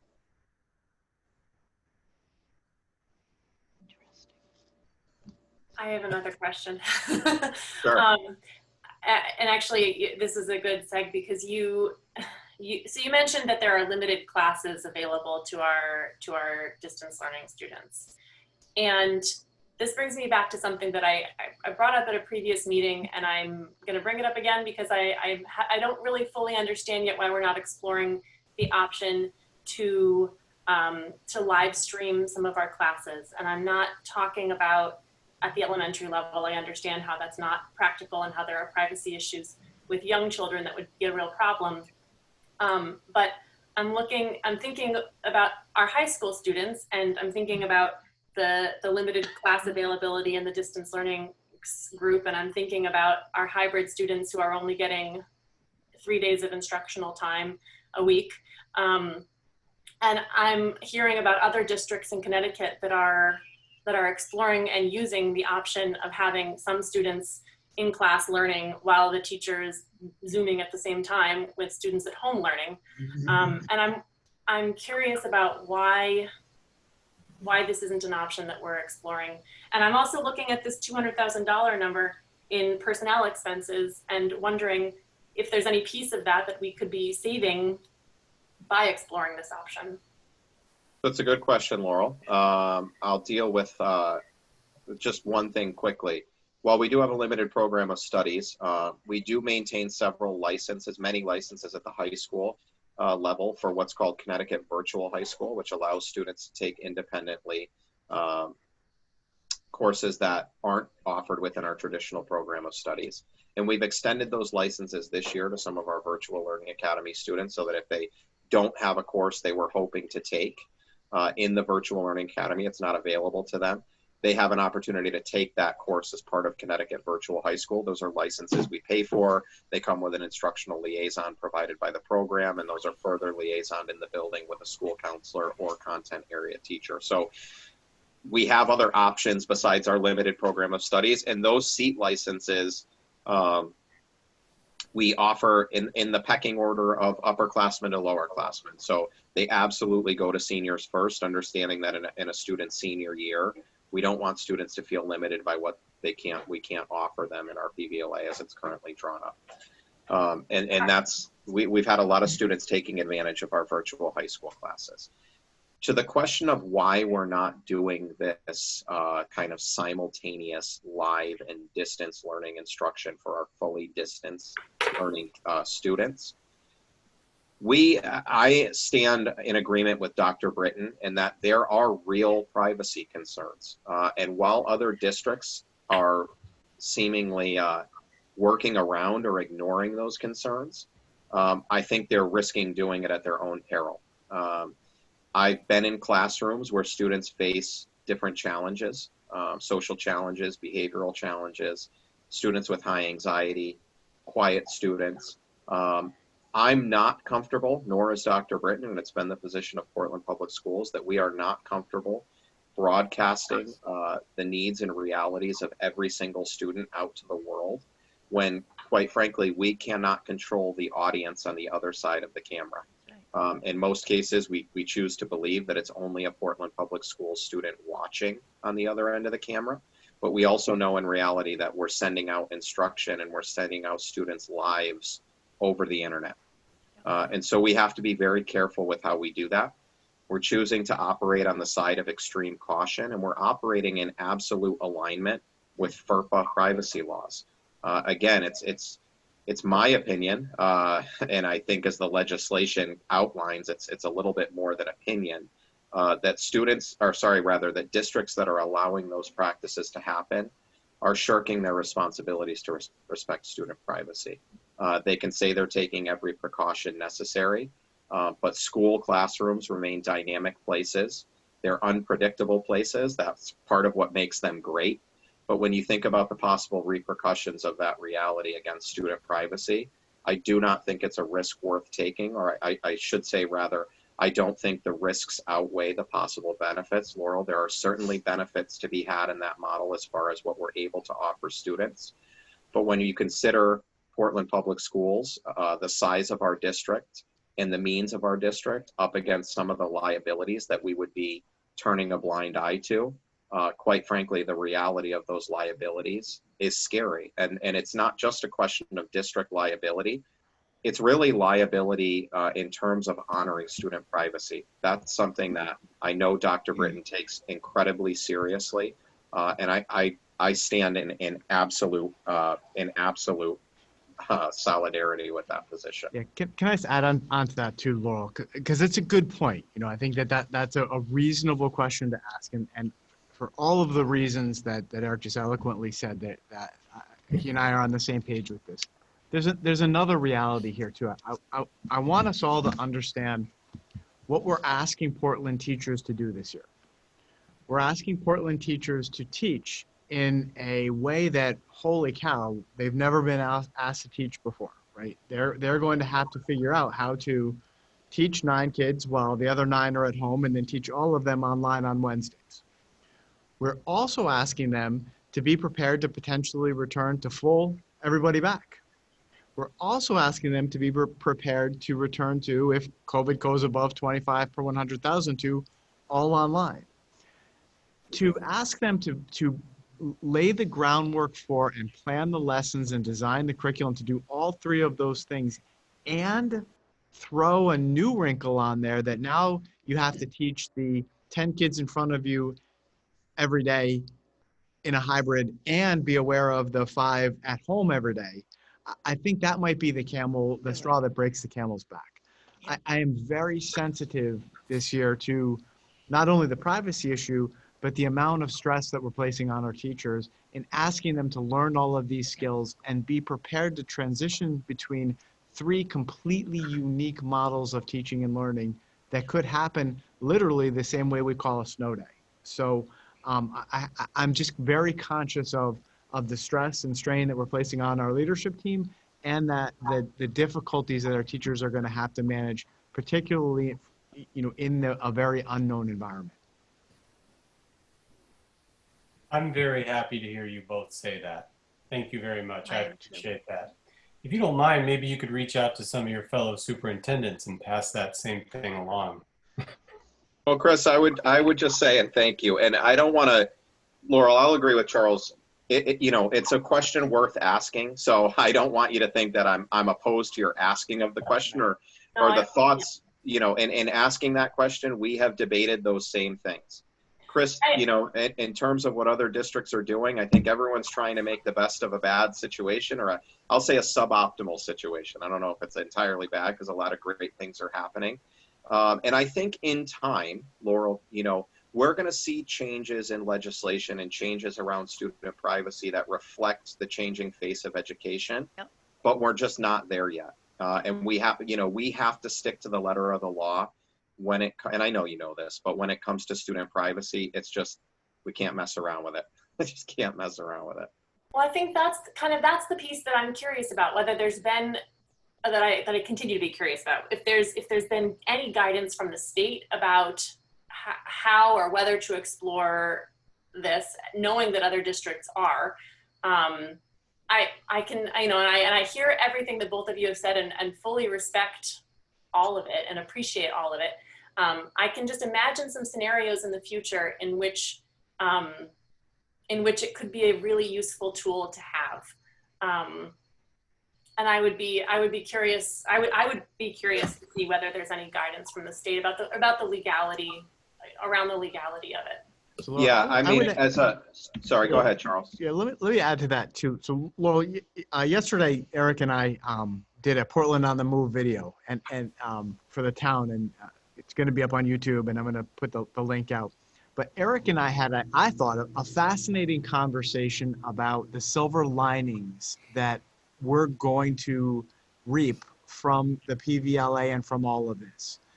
And to your point, we're learning a lot. This is gonna open new frontiers, right? And the obvious ones might be, do we need snow days anymore, right? The obvious ones might be, can we now have full year schooling? Do we have to stop teaching in June, July, and August? There are many, many opportunities that we're gonna learn and be able to hopefully capitalize on and grow from. And that may be one of them.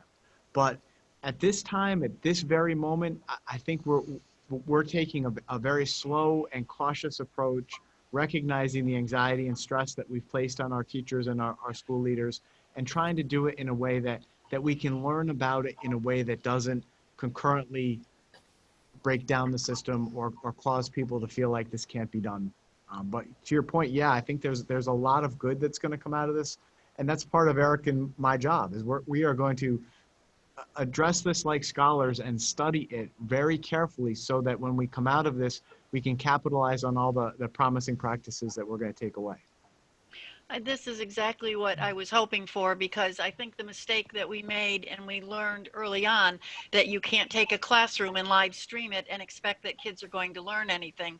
And we did the best we could in the spring, but distance learning or virtual learning is a whole different animal. It's really the face of 21st century learning.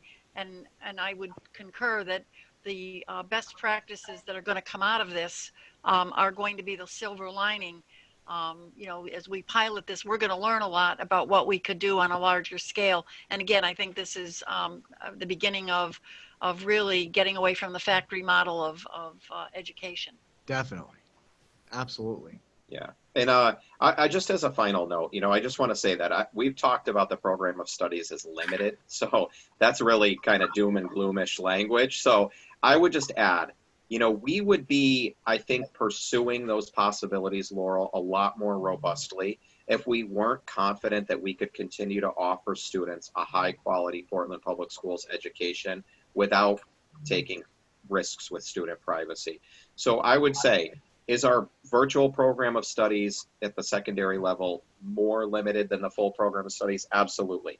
Is it balanced? Yes. Does it give to students exposure to every single content area?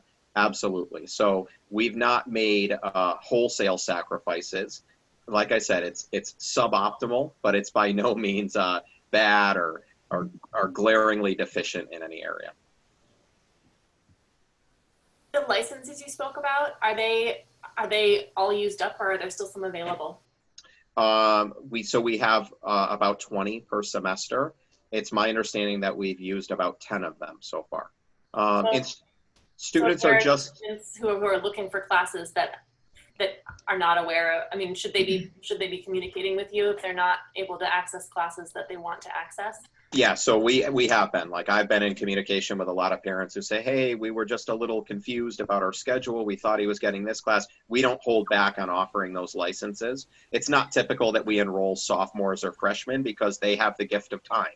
We know that they're going to come back to us and there's time for them to take those classes. And quite honestly, a virtual high school class requires a level of student independence and maturity that's not always appropriate for 9th or 10th graders. But we have those licenses. We don't want to use them up completely because there's a number of reasons we also use them in regular practice. We use them for things like credit recovery, or if students are trying to, and let's say, apply to a program that requires them to have taken a course that we don't offer and they only discover that at the time of application. We can always offer them a second semester experience in virtual high school. But we do budget for the number of licenses I know Kate Lawson does relative to what she uses every year. So it's very rare that those licenses go unused.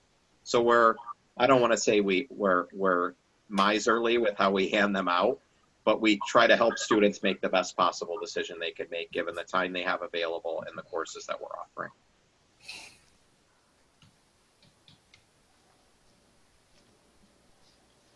Any other questions?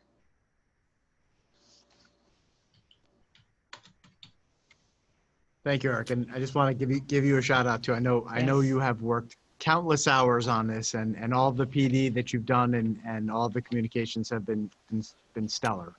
So thank you for pulling this off in what, 2 weeks? Yeah. Well, this is it's been invigorating work. I think Commissioner Cardona said this will be the hardest year in the lives of most educators in our country. And quite frankly, I think this is what we live for. This is why we got into the job. This is an opportunity to move the needle, to change the world. Meg, I think, as you said, to break off some antiquated models of education and to be those innovators and critical thinkers and problem solvers that we ask our students to be every day. So it's time to put our money where our mouth is, and I'm glad to be doing it for Portland. So thank you. Thank you. Exactly. I'm going to quickly get into, I know it's getting late, so I'm going to just quickly kind of talk you through our professional development plan for 2021 and briefly touch upon our use of the Safe Schools platform. So first and foremost, thank you to the members of the Board of Education for giving us the gift of time in terms of our school calendar and the 6 days of professional development that we were able to offer our staff in the lead up to this school year. That is atypical. In most years, we have 3 days of professional learning in advance of a school year. We absolutely needed and utilized every single minute of those 6 days. So we are beyond grateful for that. And we left those 6 days standing in really good stead for opening the school year. And I think today's successful opening was a testament to that. In terms of our professional development plan, which you have available to you, this professional development plan capitalizes on 5 major initiatives for the Portland Public Schools for 2021. Initiative 1, no surprise, is to maximize student, faculty, and staff health and safety throughout the school year and in the context of our ongoing pandemic. Initiative 2 is to prioritize the social emotional well-being of Portland students, faculty, and staff. And Initiative 3 is to identify gaps in learning that occurred as a result of our spring school closures and to reprioritize curriculum instruction and assessment in light of those gaps in learning that we both studied and analyzed deeply and that we're positioned to respond to. So I've described those first 3 initiatives because these are the bulk of what comprised these first 6 days of professional learning. We spent a lot of time training our staff, obviously, on COVID-related safety protocols to ensure the health of our students and staff and the reopening of our buildings. We were incredibly fortunate again to have in our midst Mari Wrightington. She is a social emotional learning guru and founder of a very well-known educational entity known as PD Monster. That's the name of her company. She began work, I'm sure many of you are aware, with Portland Public Schools around social emotional learning and creating trauma-informed classrooms and training our teachers on best practices around responding to issues of student trauma and also issues of self-care. So if all of that sounds incredibly timely in the year of a pandemic, it is. So we were joined by Mari last Wednesday for a full day of professional learning. I'm just going to pause for a second. I'm getting some feedback. I don't know if anyone else, if I'm on echo. Yeah. I hear an echo. A little bit. Okay, if you guys can mute your microphones just while I'm speaking, it may cut down on that. Thank you. So Mari joined us last Wednesday, delivered to all Portland Public Schools staff a full day of professional learning, first and foremost on how to care for ourselves, knowing that this is a very stressful time. We need our educators, we need our staff to be at their absolute best and in their places of well-being so that they can come to work, do their jobs well, serve our students and family well, and go home feeling positive about themselves and about the work that they're doing. Second, Mari spent a large portion of the day helping our teachers understand this idea of trauma. And that is a term we often mistake for something violent or something disastrous or shocking that kind of meets all of our collective definitions of what those adjectives might be. And I don't have to go into any more detail other than to say, you know, things that make the first 5 or 10 minutes of the nightly news. Trauma is, in a much more general sense, anything that disrupts a state of well-being for an individual and, as relates to education, impacts their ability to learn. When you consider trauma that way, and Mari helped us to consider trauma in its truest sense, we understand that we've all been living in a period of trauma. That COVID-19 has changed our world. It's changed our sense of normalcy. And as hard as that is for adults, we have perspective, right? We see before, we know that we'll get back to normal. For the life of a child, today is an eternity. So if you project the past 6 months over the life of that child, this seems like the endless new normal. That all affects their ability to learn. And so Mari, you know, we're educators first and foremost. So we want to make sure that we're creating classrooms and creating learning environments and responding to our students' needs in ways that make them and keep them accessible to learning and accessible to growing. When you're in a state of trauma, as Mari taught us, you're in a fight or flight situation. Your brain is your prefrontal cortex, as she described, is literally, or your upstairs brain is closed off to learning, and your downstairs brain or your limbic system is in control. That sounds really scientific, but I just give you those little tidbits because it was a truly fascinating day. But even more so than the fascinating kind of information and learning she shared with us, she really empowered our teachers and our staff to understand what it means to bring a student out of a place of trauma. The types of practices that we can incorporate in our classrooms, both in terms of understanding and responding to our students, that can help us get back to the reason why we're here quickly, rationally, and responsibly, which is to help students learn.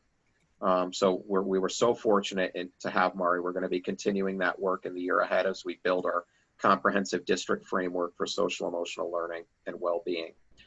But that was another kind of front burner issue during these 6 days of PD.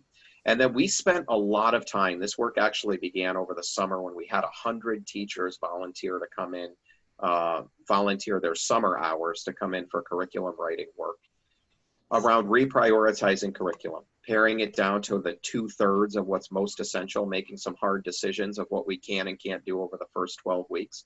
And we utilize the first 6 days of PD to continue those conversations such that our teachers are ready to welcome our students back into classrooms where learning is starting from a sensible point, not an overly rigorous point that's going to lower our students' confidence or make them feel insecure in a time where they're already worried about and stressed about just the act of being back in school, but also creating sensible transitions for when we do pick up that mantle of new learning again, which will be 2 to 3 weeks into the school year, and we break off of review or what's familiar and start to get into coverage of new curriculum and new learning. Our 4th and 5th initiatives that we'll be pursuing this year, as listed in that document, are to recognize Initiative 4, that our nation is still in a period of struggling, in a current period of heightened struggle to achieve our nation's founding principles. And so we have a goal this year of strategically revising all of Portland Public Schools systems with the goals of increasing equity, advancing social justice, and fostering civil discourse amongst our stakeholders. We know that these are contentious times. Without advocating for any one position over the other or any one set of beliefs against another, we feel it important that we recapture this idea of civil discourse and foster within ourselves and within our students an ability and a willingness to engage in dialogue with one another and to learn from one another. And we know that we're not doing a great job with that nationally. You know, we want to be in Portland Public Schools and for our students a model of how the world should be. And so our commitment to promoting civil discourse and social justice and equity speaks to that foremost mission. Initiative 5, something we'll be doing this year, is using our vision of a graduate and the recently conducted Sightlines report around building and grade level feasibility to design and embark upon a 5 to 10 year plan for the Portland Public Schools that addresses facility needs, grade level configurations, and our physical structures, such that we can maximize 21st century teaching and learning along lines of the changing face of education. So the rest of this document outlines the means by which we do that. We've strategically calendared in throughout our year professional learning opportunities for all of our staff to both tackle and accomplish in part or whole each of those initiatives. They're very lofty initiatives. We're beginning the work towards accomplishing those initiatives this year, and you'll likely see carryover of those initiatives in subsequent years because they're just really meaty goals. They're things that are going to take us a long time. They're going to take a lot of hard work, but anything worthwhile takes time and hard work. And so we're committed to these initiatives and we're strategically pursuing them. This professional development calendar was formally presented to our Professional Development and Evaluation Committee, which is a group comprised of Portland Public Schools administrators and teachers. And that committee formally approved this calendar as of, I believe the date was, I got to scroll back to the bottom. I want to say August 23rd, but August 20th, rather, I apologize. The dates are blending together. So this is a fully approved calendar. I'll just pause there. The Safe Schools bit is going to be all of about 2 or 3 minutes. So I'm happy to take any questions related to our PD calendar. Any questions? No? Really quickly, each year we are required by Connecticut State General Statute to provide all staff mandatory trainings. These are trainings on topics like Title IX sexual harassment, bloodborne pathogens, mandated reporting, bullying, cyberbullying. So we do this training every year. In addition to these trainings this year, we had the additional responsibility of providing our staff COVID safety training. When we provide these trainings, it has been in the past a paper trail nightmare for Portland Public Schools in terms of assigning this work to our staff and making sure that they complete these trainings. We were enlightened as to a platform known as Safe Schools that we chose to purchase for Portland Public Schools at a very reasonable cost point. And this platform basically allows us to assign trainings in an online platform to assign those trainings to staffing groups rather, and the platform itself tracks completion and generates compliance reports. So here's what we get. Really high quality training. We eliminate a paper trail that frees up our secretarial staff to do other important onset of the year work like student registration and building and dispersing to students their schedules, getting our buildings ready. The response to this platform has been overwhelmingly positive. Our compliance at this point in the year is close to 100%. It's at 99% for staff that have been required to do mandated trainings up to this point. I'm just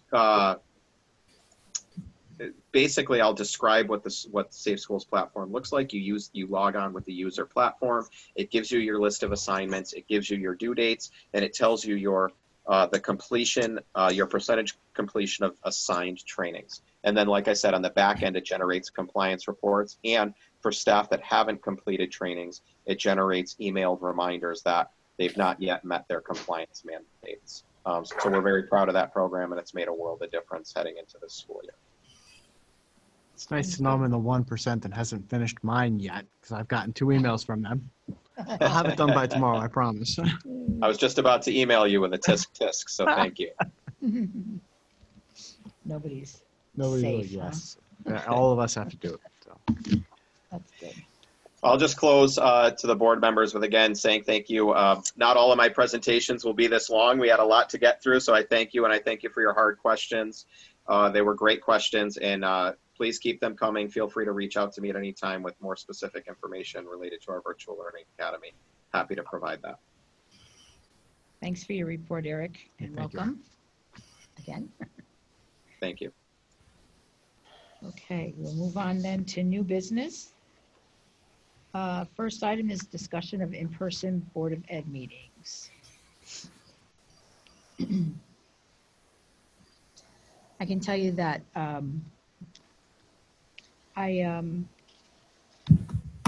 prepare for the discussion on this issue this evening, I did reach out to Dave Kosminski to see whether there were sufficient capabilities in order for the board to be at a meeting in person, be socially distanced, and whether we would be able to be filmed in that regard.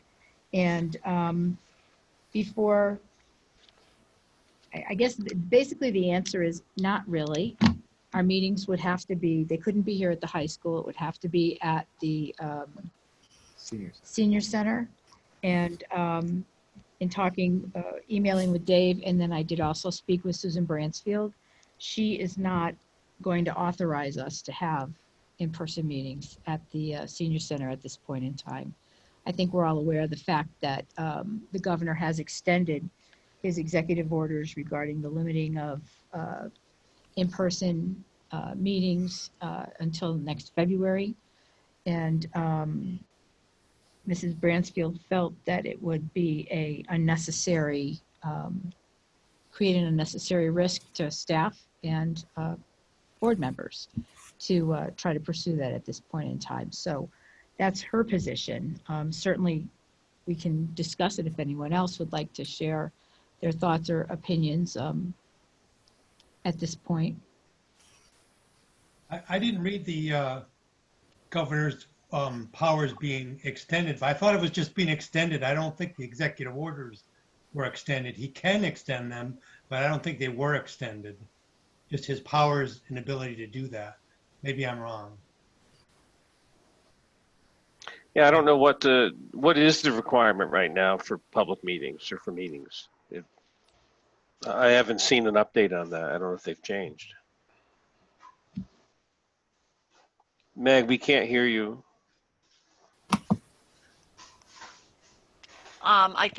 Thank you, Tim. I think that it would be a technical nightmare as well if we all had to sit 6 feet apart and then they had to try to videotape or use the camera to do the live the live part of it. So you know, I'm happy to continue to do this and to stay safe until further notice. Yeah, I'm fine with that too, but I find it hard to believe that we were able to open up our school system and come up with 3 different models. We can't get 7 people in a room together. Yeah, and I mean, I understand. I guess I appreciate the logistics of it and the difficulty of that, but it is not a good look for us to authorize a bunch of teachers to go into a building. You know, education, as I've said before, is the only industry in this state that's 100% open right now for the staff. And we're all sitting safely at home telling teachers to do Most that. of you are. Most of us are. Most of us are what? It's not a Sitting good look. safely at home. Oh. Right. Well, It's not a good look. it almost, because I mean, I agree very much with Chris, and you know, it becomes kind of a moot point if the town's not going to offer us a spot. Then it's really an immaterial discussion, because I think we should make an effort to meet together just as a show of solidarity, I think, and you know. But I wouldn't want to, that's the other piece of it too. You don't want to cost a lot of money. You don't want to, if we switch from this to that, now suddenly, you know, we're shoving out a few $1,000s a month for the costs surrounding that, then we're really defeating ourselves, because we need that money for other stuff. Well, I also think, well, I understand the optics that are being discussed. I, for one, have found that our community participation and interest in our meetings is much greater in this platform than it is in person. I mean, there's 47 people currently at our meeting. I can't remember ever an in-person meeting having 47 people at it, quite honestly. So, well, yeah, and also a much more effective way for us to get our the information that we need to share with the community to the community. Right. And I think for in our last meeting, we had so many people participating that people couldn't join the Zoom call. That's never happened in the, you know. Right. And there probably are some, I think this is also on YouTube now as well. I'm not sure, but so that there may be even more. I don't know. But I just, you know, I think that this has proven itself to be a effective way for us to get our information to the town. So. Well, and I think maybe the future, just maybe the future really holds, did we go back to in-person meetings when that's practicable, but we can still have the opportunity for folks to watch us and see us online. Right. That's what I was going to say, Tim. That way. Yeah, because that's really, I really think there is some value lost for us being there. There's a disconnect that interpersonally, the way the board operates when you're in the room together and you can catch somebody's eye or whatever it is you're doing. It's just there. I think there's a value there, the intrinsic value that we lose through Zoom. Not that Zoom isn't exactly what we need to do right now, but I do think over the long run. I don't disagree. I've had to have trials like this. Right. Yeah, exactly. You miss a lot. You miss a lot. To piggyback on what Tim was saying, Tim and Meg and I have started discussing this in our policy, in a policy meeting a couple of weeks ago, about looking at our policy for continuing to offer, even in the future when we're able to resume meetings in person, to continue offering the Zoom option so that parents and community members can attend indefinitely into the future, because it's clearly been such a good thing for this community. Right, that's in addition to the bylaws. Yeah. So we'll get there, I guess, after policy is addressed it, but you know, good discussion. Like Tim said, at this point, it's really not a fruitful conversation to continue to have. I think that there are pros and cons of each, but at this point, you know, health has to take priority. So why don't we move on to the policy on distance learning? That's all right with everybody? I mean, my last 2 cents is that, you know, we've climbed mountains and moved mountains and to get to where we are with the school system. We seem like we're just taking you know, Susan Brandfield says it's not okay, so let's just move on. So I don't think we've done enough research and we've tried to do everything possible to try to get that to happen. Just my opinion. In order for the public to have access to our meeting, Dave, we have to have the cameras. Yeah, so we can have a camera. We're told that it's not possible to do at the senior center or any other town building is going to be available for us to do that. High school library where you've socially distanced and filmed. There's not enough space. The high school library where we are, those tables, if you move them apart, we can fit 7 people in there easy, 8 people. I was told that would not work. I think technically we're not a TV studio, so we're dependent upon one camera person, which is pretty stationary. They don't really move the camera around or zoom in or whatever. It's a pretty rudimentary operation, and I think we're grateful that we have what we have. In the future, we may end up with more technical, more equipment or whatever, better TV production kinds of things. But I think for now, and I think hopefully the public will understand that this is what we have to do. Yeah, I understand to the most part. I just thinking if we're gonna go down this path, we need to start looking into it because last meeting I asked, could we share documents? And that seemed like it was an impossible task when most of us that use Zoom share documents all day long. So we What is can't it that share you were looking to documents. share? What? All of our We share documents documents. On on a Dropbox. No, we should be able to see, because there's 47 people out there. If Eric's talking We've done about it at other meetings.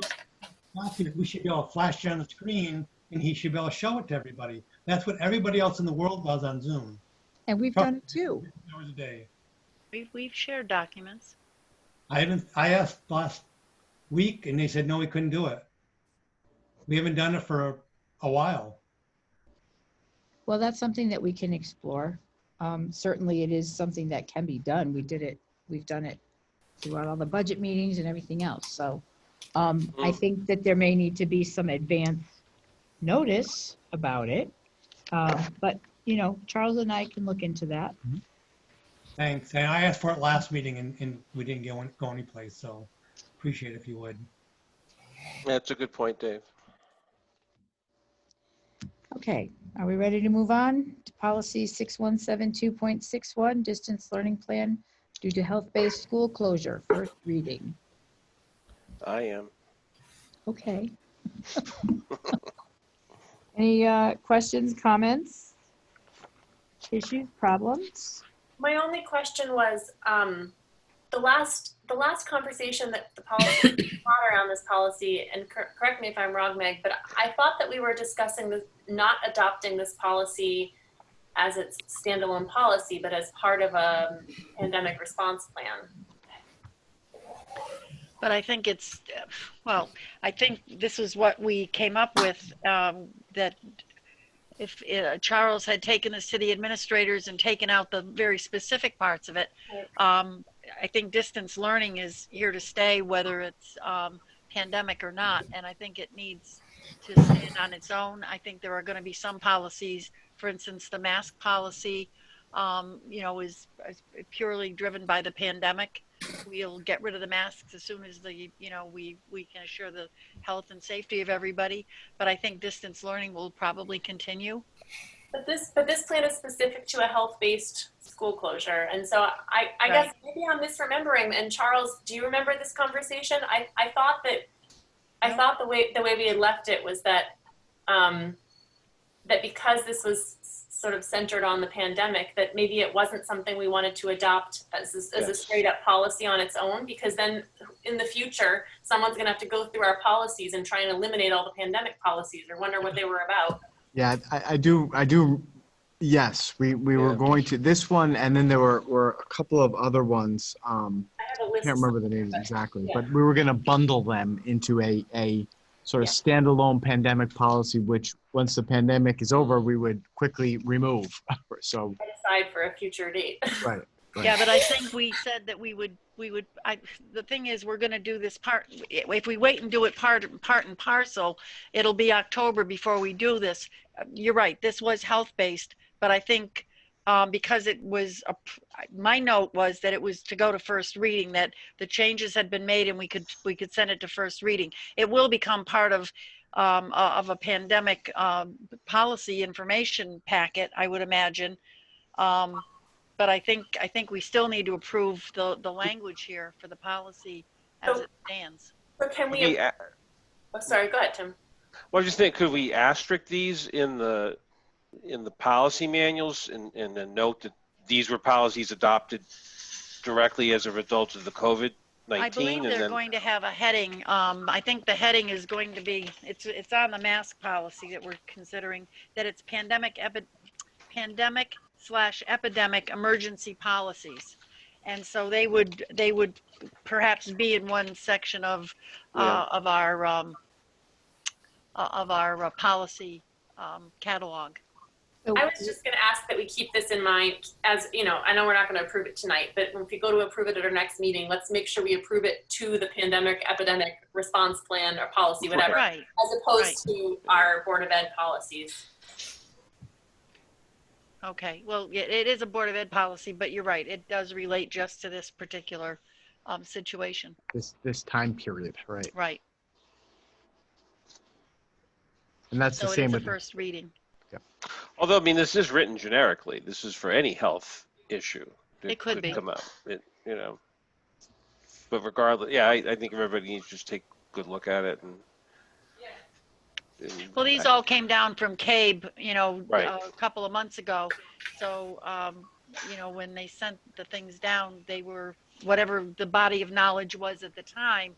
As we know, we're up to addendum number 11, guidance from the state Department of Education. So there may be changes, but everybody should take a look at it and see whether or not they can vote it up on the 15th of September, or if they have any other further questions. Does that make sense to everybody? Yeah, that makes sense.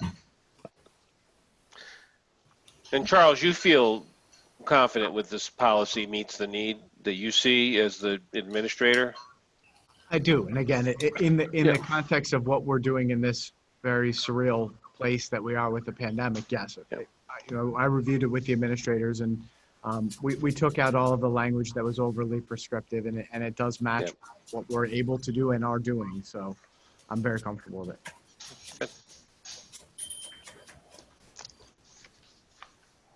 All right. All right. So next would be the mask Mask policy. So again, the policy that we were given from CABE came down mid-July.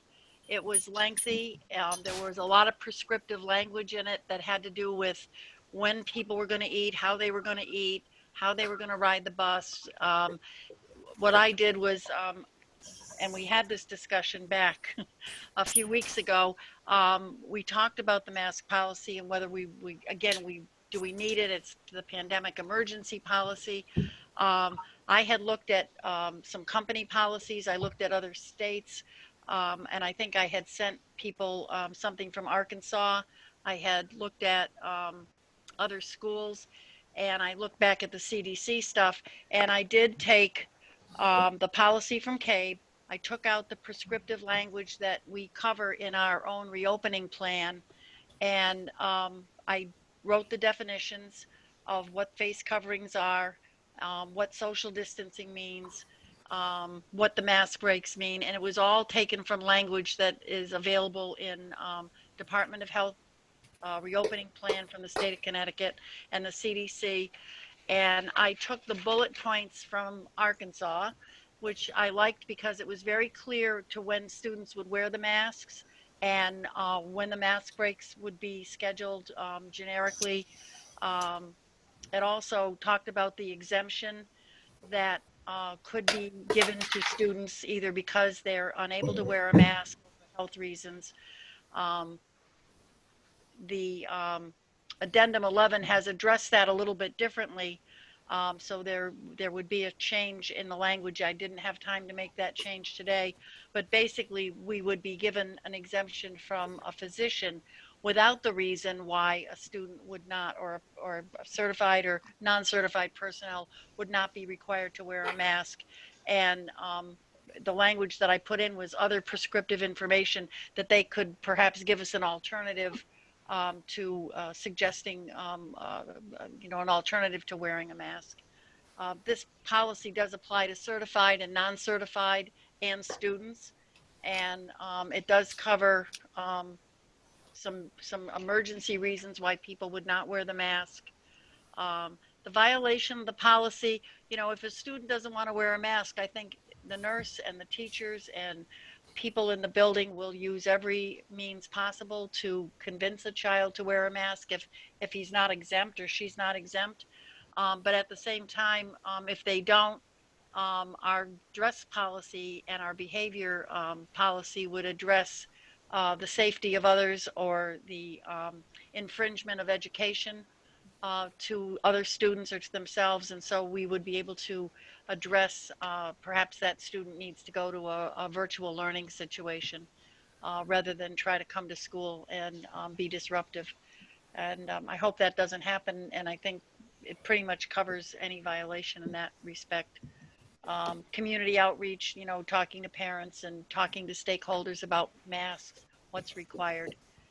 And then, you know, people coming into the building, either volunteers, which are not going to happen right now, or visitors would be required to wear a mask. We would not have PPE to hand out every day to every student and every teacher, but we do keep a supply so that when someone comes to school without one, they would be given a mask or the opportunity to wear a mask.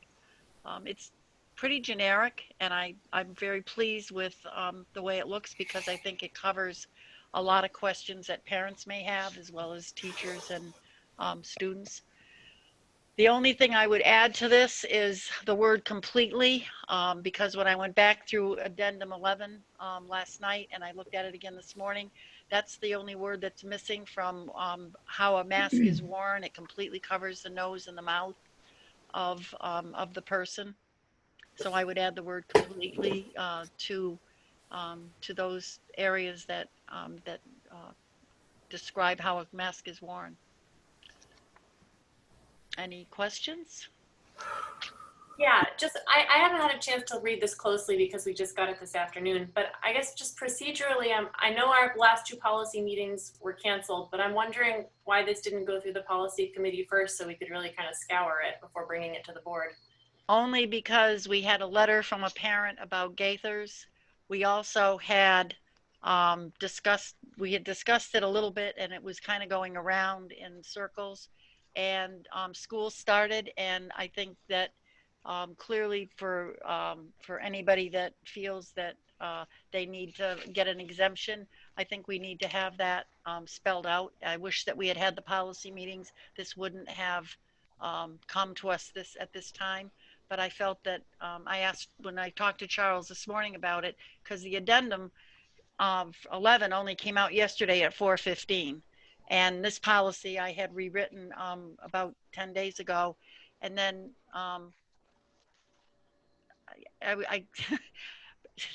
rewriting a policy is not an easy thing. And I took it upon myself to do it. And then I thought, well, maybe I'm a little bit too gutsy here and I shouldn't do it, but I'm pleased with it. And Charles and I both looked at it today, and he was happy with the language as well. So I think. And this constitutes the first reading, right?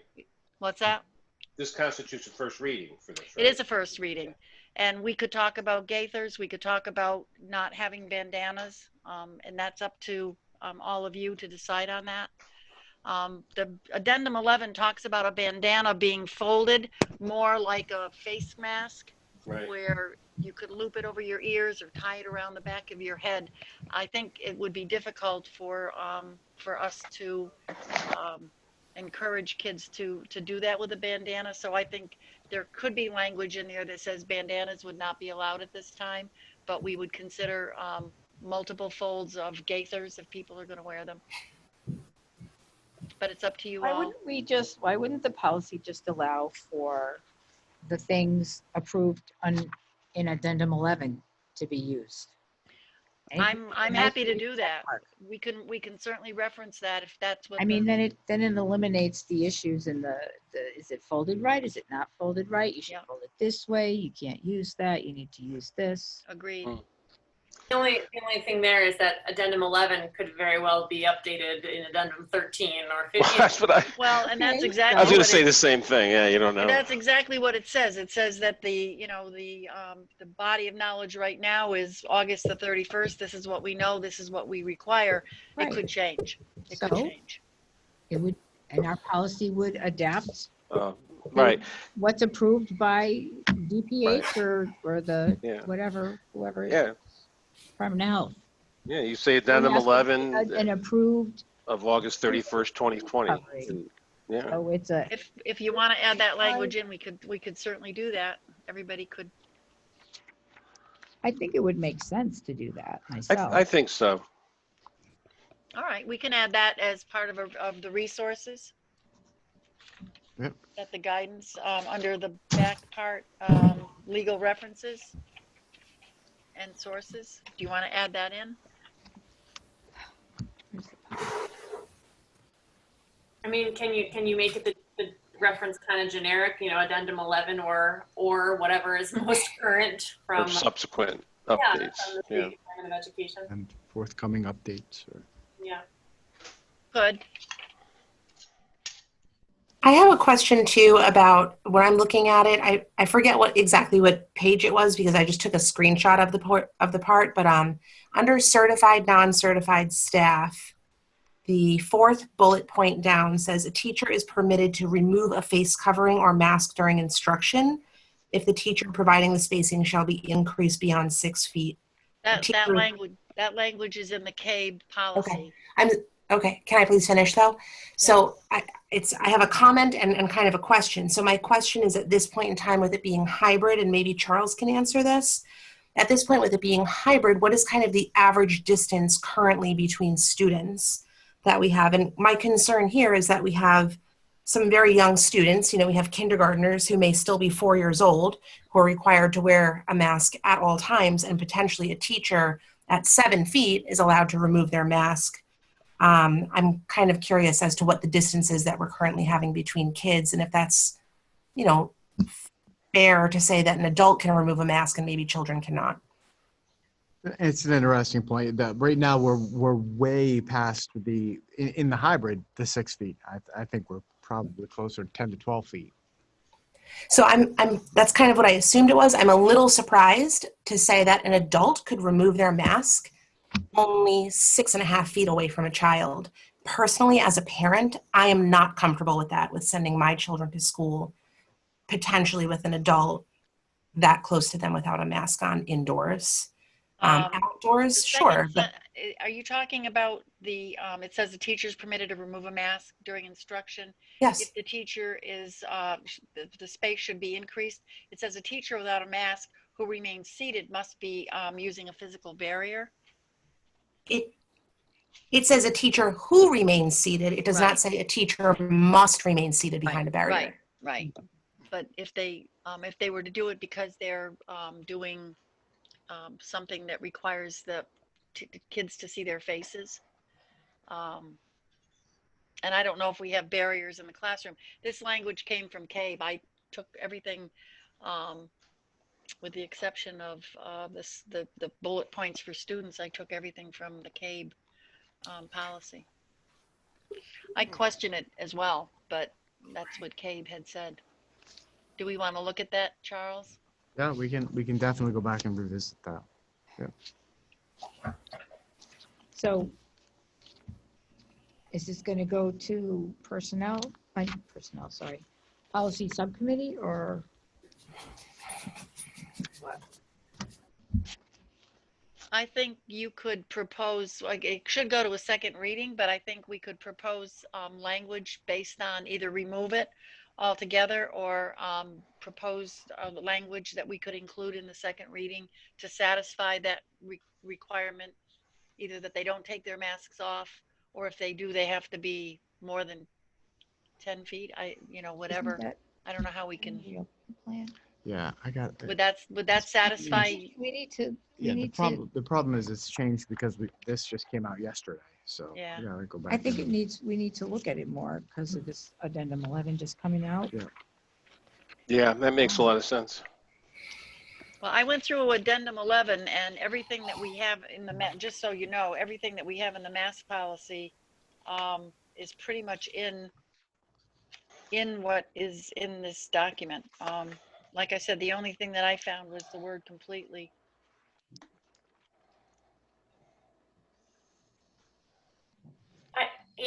If the purpose of that little clause there is to allow a teacher to remove a mask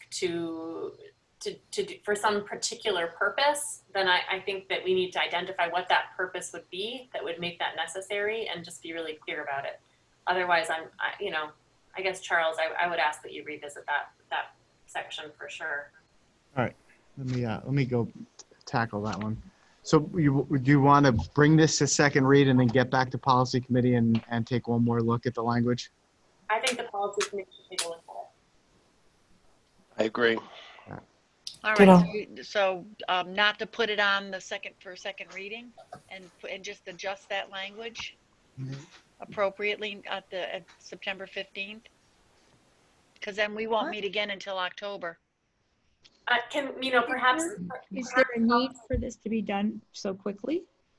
We can get the policy committee back together this next Okay. week or and before the 15th, I would think. All right. So, All right. so Mike, why don't I follow up with you, and we'll schedule a time for that to happen, and we'll be able to keep this on the 15th for a second reading, and we'll take a look at that. I think it's a good point that bullet about the 6 feet is Yeah. something we should take a look at, but I didn't see any other ones that jumped out, and then we'll update the legal references to include addendum 11 and forthcoming updates. So I'll also call CABE and ask them what they were thinking. What, maybe they had some reason for why they were recommending that. Yeah. Because that language was in the CABE policy. All right. And my other thought about that, Meg, is that if that's for the purposes of speech instruction or whatever, I know that our district is Right. requiring some clear masks, which would prevent the need to remove a mask. So it just might not be necessary language at all. Yeah, exactly. Well, can I Good just catch. chime in on something with that? Because I've been practicing this week what it's Yep. like to film myself and teach. We don't have students in Middletown until Thursday. Right. It's very hard to hear what I'm saying when I'm talking. So if I'm trying to give specific directions, I can totally understand why that would be the case. That seems like a reasonable policy to me. Does it? Yeah, I'd to have you? to agree, Chris. I think there's going to be times when you will need to do that to be able to be more clear. Yeah. Well, to be determined, but thank you. That may be what they were thinking. I know I tried to give my telephone number today when I had cataract surgery, and I was doing it through a paper mask, and the girl couldn't understand what I was saying. So I would hope that's what they're thinking. yeah. Well, and in that case, we need to look at it and be really clear about distance and about purpose and all of that, because. All right. So what I'll do is I'll ask everybody for good times for a policy meeting next week, and then we'll look at Dawn and Charles' calendar. I'll have Meg look at it, and we'll come up with a yeah, date. I'm sending Meg an email right now. So Perfect. Okay, so that'll come up again on the 15th as revised. Yep. And next, we will go to Thank you, old everybody. business and talk about fall athletics reopening recommendation, Oh boy. Okay.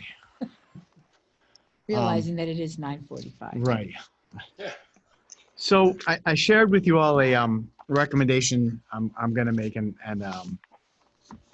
I will give you a thumbnail sketch of how this arrived.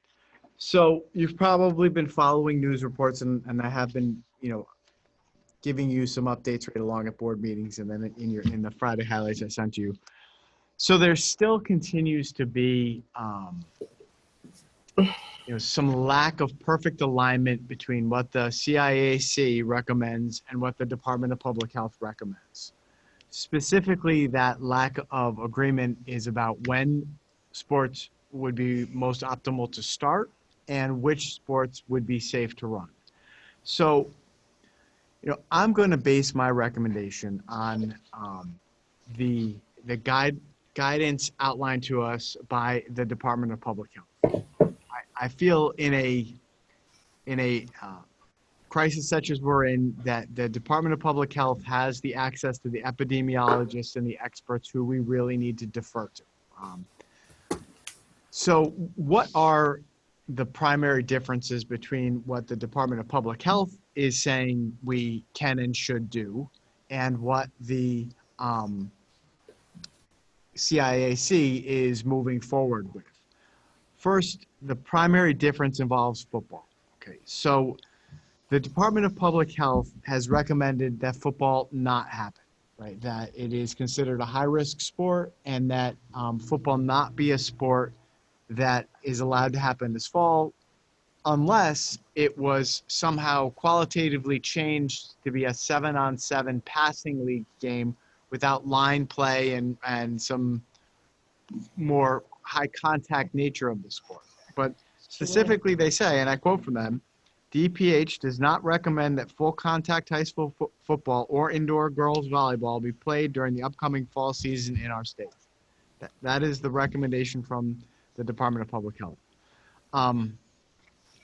I know, and it breaks my heart, that will come as a disappointment to many of our students who want to play football, but I can't read that recommendation from the Department of Public Health and not make that my recommendation to you. So my first recommendation is with a heavy heart, my recommendation is that we not allow our Portland athletes to participate with the Cromwell Portland Football Co-op this fall. That is a recommendation that enjoys the support of the Portland, reluctant support, I should say, of the Portland Reopening Committee and the leadership team, including our athletic director, Mr. Sarah. The Department of Public Health does say, though, that you can do strength and conditioning, right? So that if we wanted to allow our football players to strengthen condition, it would be okay. I mean, the challenge there, of course, is that you're allowing students to strengthen condition for a sport that's not going to happen because we're not going to allow the full contact football. It doesn't seem logical that we would then allow that to happen. And it's also complicated by the fact that our Portland students would be interacting with Cromwell students, which further breaks down the integrity of the cohorts that we're trying to maintain. So again, it is with a heavy heart, but I have to bring forward the recommendation to abide the Department of Public Health recommendation and to cancel the football season for our fall athletes this year. Why don't we take these one at a time? I'll answer any questions about football. Is there an option for our football players for us to provide strength and conditioning or practices without contact here in Portland as a Portland cohort that doesn't involve the Cromwell students? Yes. I would like to see us pursue that. Okay. Yes. Hold that thought, because I'm gonna loop back to that momentarily. Okay. So that's the first recommendation about football. We don't have girls volleyball, so that is not an issue for us. So the second recommendation I want to bring to you is that the Department of Public Health recommends, and I think this is prudent advice, that we not start the fall sports season until 2 weeks after our first day of school. Right. So our first day of school was today. 2 weeks from now would be September 15th. The logic behind that is that we as a district need to prioritize getting students safely back in the classroom and spend 2 weeks studying how well that goes, make sure that we don't have any issues, that all of our social distancing and cohorting and safety protocols are working, and then begin fall athletics. So my recommendation is, again, to abide the Department of Public Health recommendations and start our fall sports season on September 15th.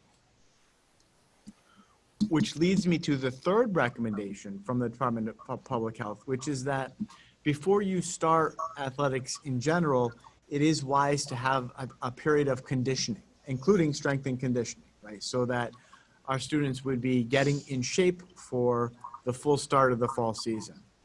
The Department of Public Health recommends that you do that, and that is acceptable in their guidelines, as long as it's done, and I have them sub-bulleted here, in cohorts of 10, that all activities are conducted outdoors only, and that face covering, social distancing, and all other mitigation strategies outlined in the CIC resocialization, of interscholastic athletics and activities guidance document.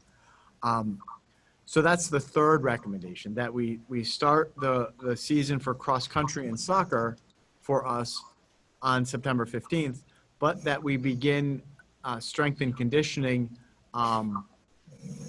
during the 2 week period in these cohorts of 10, outdoors only, and with meeting these guidelines. And then the fourth recommendation I have is that we currently have 3 high school students who are a team of 1 on the swim team, and that they swim with the Rocky Hill team. So again, for the same reason that I would recommend not to have our students interact with Cromwell students because it crosses cohorts, I would have to make that same recommendation for our swim team so that we're not, again, breaking down our cohorts even further by having Portland students interact with Rocky Hill students. And then, of course, when full practices start, all of the guidelines and recommendations outlined would be implemented with fidelity. So I'm getting a text message from Chris Serra here. I know this is FOIable, but I do want to make sure that he's. Oh, he just wanted me to clarify. It's one girl swimmer, not three. So I know this isn't great news for our swimmers and our football players, and I do not make this recommendation with in any way happily, but I did include here the 2 letters from the Department of Public Health that outline the recommendations that I include with the letterhead. So there's my recommendation. It boils down to no football, start conditioning in cohorts of 10 now, start the fall season in earnest on September 5th. And that, of course, assumes that the transmission rates are going well, that we don't have any issues with COVID-19 at all over the next 2 weeks. But that's where I've come down, and I would entertain any questions. Charles, is this similar to when we talked before about voting on your recommendation about hybrid versus full open versus that you're vested with the authority already to make this so to speak? Or does this require I for one would want the board to vote, to support your recommendations. But is this a board needs to approve this, or it would be best if we all are on the same page? I will be completely honest with you. That is a really good question that is unclear to me. Okay. What I read to you last time with the frequently asked questions about it's a superintendent's discretion, but certainly invited your support and appreciated it. I do not know what the status is for who makes the decision about athletics. So I'm hoping that my recommendation and your vote align, but if you vote differently, then I may have to go research that issue or hear what your concerns are and modify my recommendation. Well, I would just make a motion now that we would to the board to recommend approval of your, I think, was it 4 or 5 recommendations altogether? I think you made. Yeah, it's a 5-point recommendation. 5-point recommendation that we accept your recommendation as outlined tonight in regards to football and fall sports and swimming. Is there a second? I'll second it. Any other discussion? Yeah, I have something I want to say. I support your recommendations on football and swimming, and I guess I just need to express concern that we haven't fully returned our students to school, and that we've stated that our goal is to fully return students to school. And I'm concerned that if in 2 weeks' time we start to bus our students, I mean, you, Charles, you were just talking about breaking down our cohorts by either sending kids to Cromwell or to Rocky Hill for football or swimming. If in 2 weeks' time we start busing our students to compete against other districts whose practices are not under our control, and potentially in large environments with a lot of people where it's a lot harder to maintain social distancing and monitor mask usage and all of that, I'm concerned that sort of flies in the face of our stated goal of getting students fully back in school. So I would be much more comfortable with a plan that that pushed this off until, for 5 weeks, until Columbus Day, at the point that we are hopefully, fingers crossed, able to return students to school safely. I don't think I can vote to start busing our students to in 2 weeks' time. That said, I really appreciate the idea of strength and conditioning training starting, within the next 2 weeks. And I would think that we could do that safely in district in cohorts of 10 and be able to maintain that in a way that isn't necessarily at odds with our goal of getting students back in school. So that's where I'm at. I would like to add also, similarly to Laurel, it feels a little hypocritical to me that we don't have students in school and that we have, you know, a real hardship being placed on especially younger families with younger children currently with the hybrid model, and then to break cohort to have practices. I'm personally a little more comfortable with possibly having full practices for the entire teams, but possibly delaying competition. It's kind of unrelated and, you know, but I'm questioning if we really truly need to wait until Columbus Day to fully reopen schools. You know, we have the data from the state. We waited weeks for recommendations from the state on infection levels. I looked at it again during this meeting. Middlesex County is at 1.1 infections per 100,000 people. That is remarkably low. I personally feel as though we can fully reopen soon. And if that's the case, then let's get our kids into athletics as well. I feel like it's safe for kids to play. My kids are playing currently extracurricularly. I do recognize that there is an equity issue if we do not open athletics, that the parents that can afford their kids to play elsewhere will be doing so anyway. So I do have that concern that children who potentially only play in Portland will be missing out on the opportunity to play currently. So I feel like it's a really, for me, it's a really complicated issue, and I don't feel completely prepared to support full athletic reopenings in 2 weeks.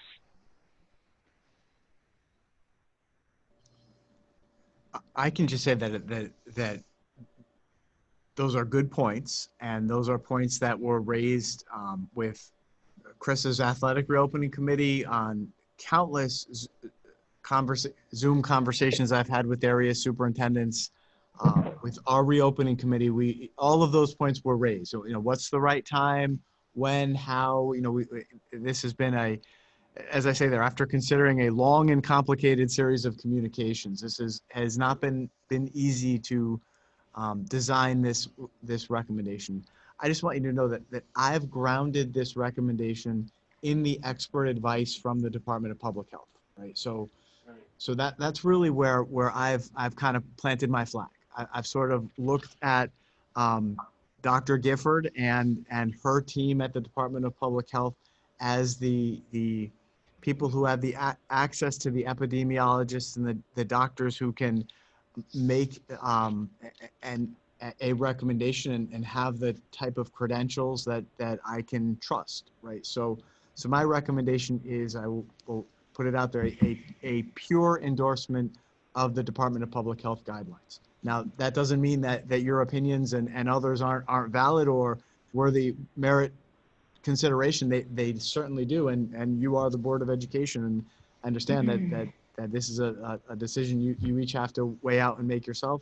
My recommendation, though, is that we honor and support the guidelines put forward by the Department of Public Health, which say 2 weeks after the start of school. Sorry. Charles, if I understand correctly, that those same recommendations that you put forth and that were recommended by the Department of Public Health were also the same recommendations that the reopening committee. Correct. The reopening committee at our last meeting endorsed the Department of Public Health as the experts. Was that unanimous? I mean, I don't know if you can say that or not. Was that a unanimous thing, or was there kind of some dissent there? And everybody on the reopening committee. So we talked about this for a long time. You were at that one, Sharon, right? Yep, we went round and round and wrestled with this, and Chris Sarah is on that committee, and every one of the members of the reopening committee said, look, let's rely on the experts, and we recognized in this case the Department of Public Health as that expert body. I guess I'd like to just ask if we could move the question to vote. Okay. All in favor? I see 2 hands. Opposed? 1, 2, 3. Chris, did you vote? I did. I Did I voted miss yes. you? Were you in favor? No, I voted yes. You voted yes, so there were 3 yes. I'm abstaining. I don't have an opinion and I don't have enough information. I understand I know. Dr. Britton's position and it's a miserable one. I want to see the kids be safe, but I'm not sure I can support in person, small cohorts or other at this point. I think I'd like to wait. So I'm going to abstain.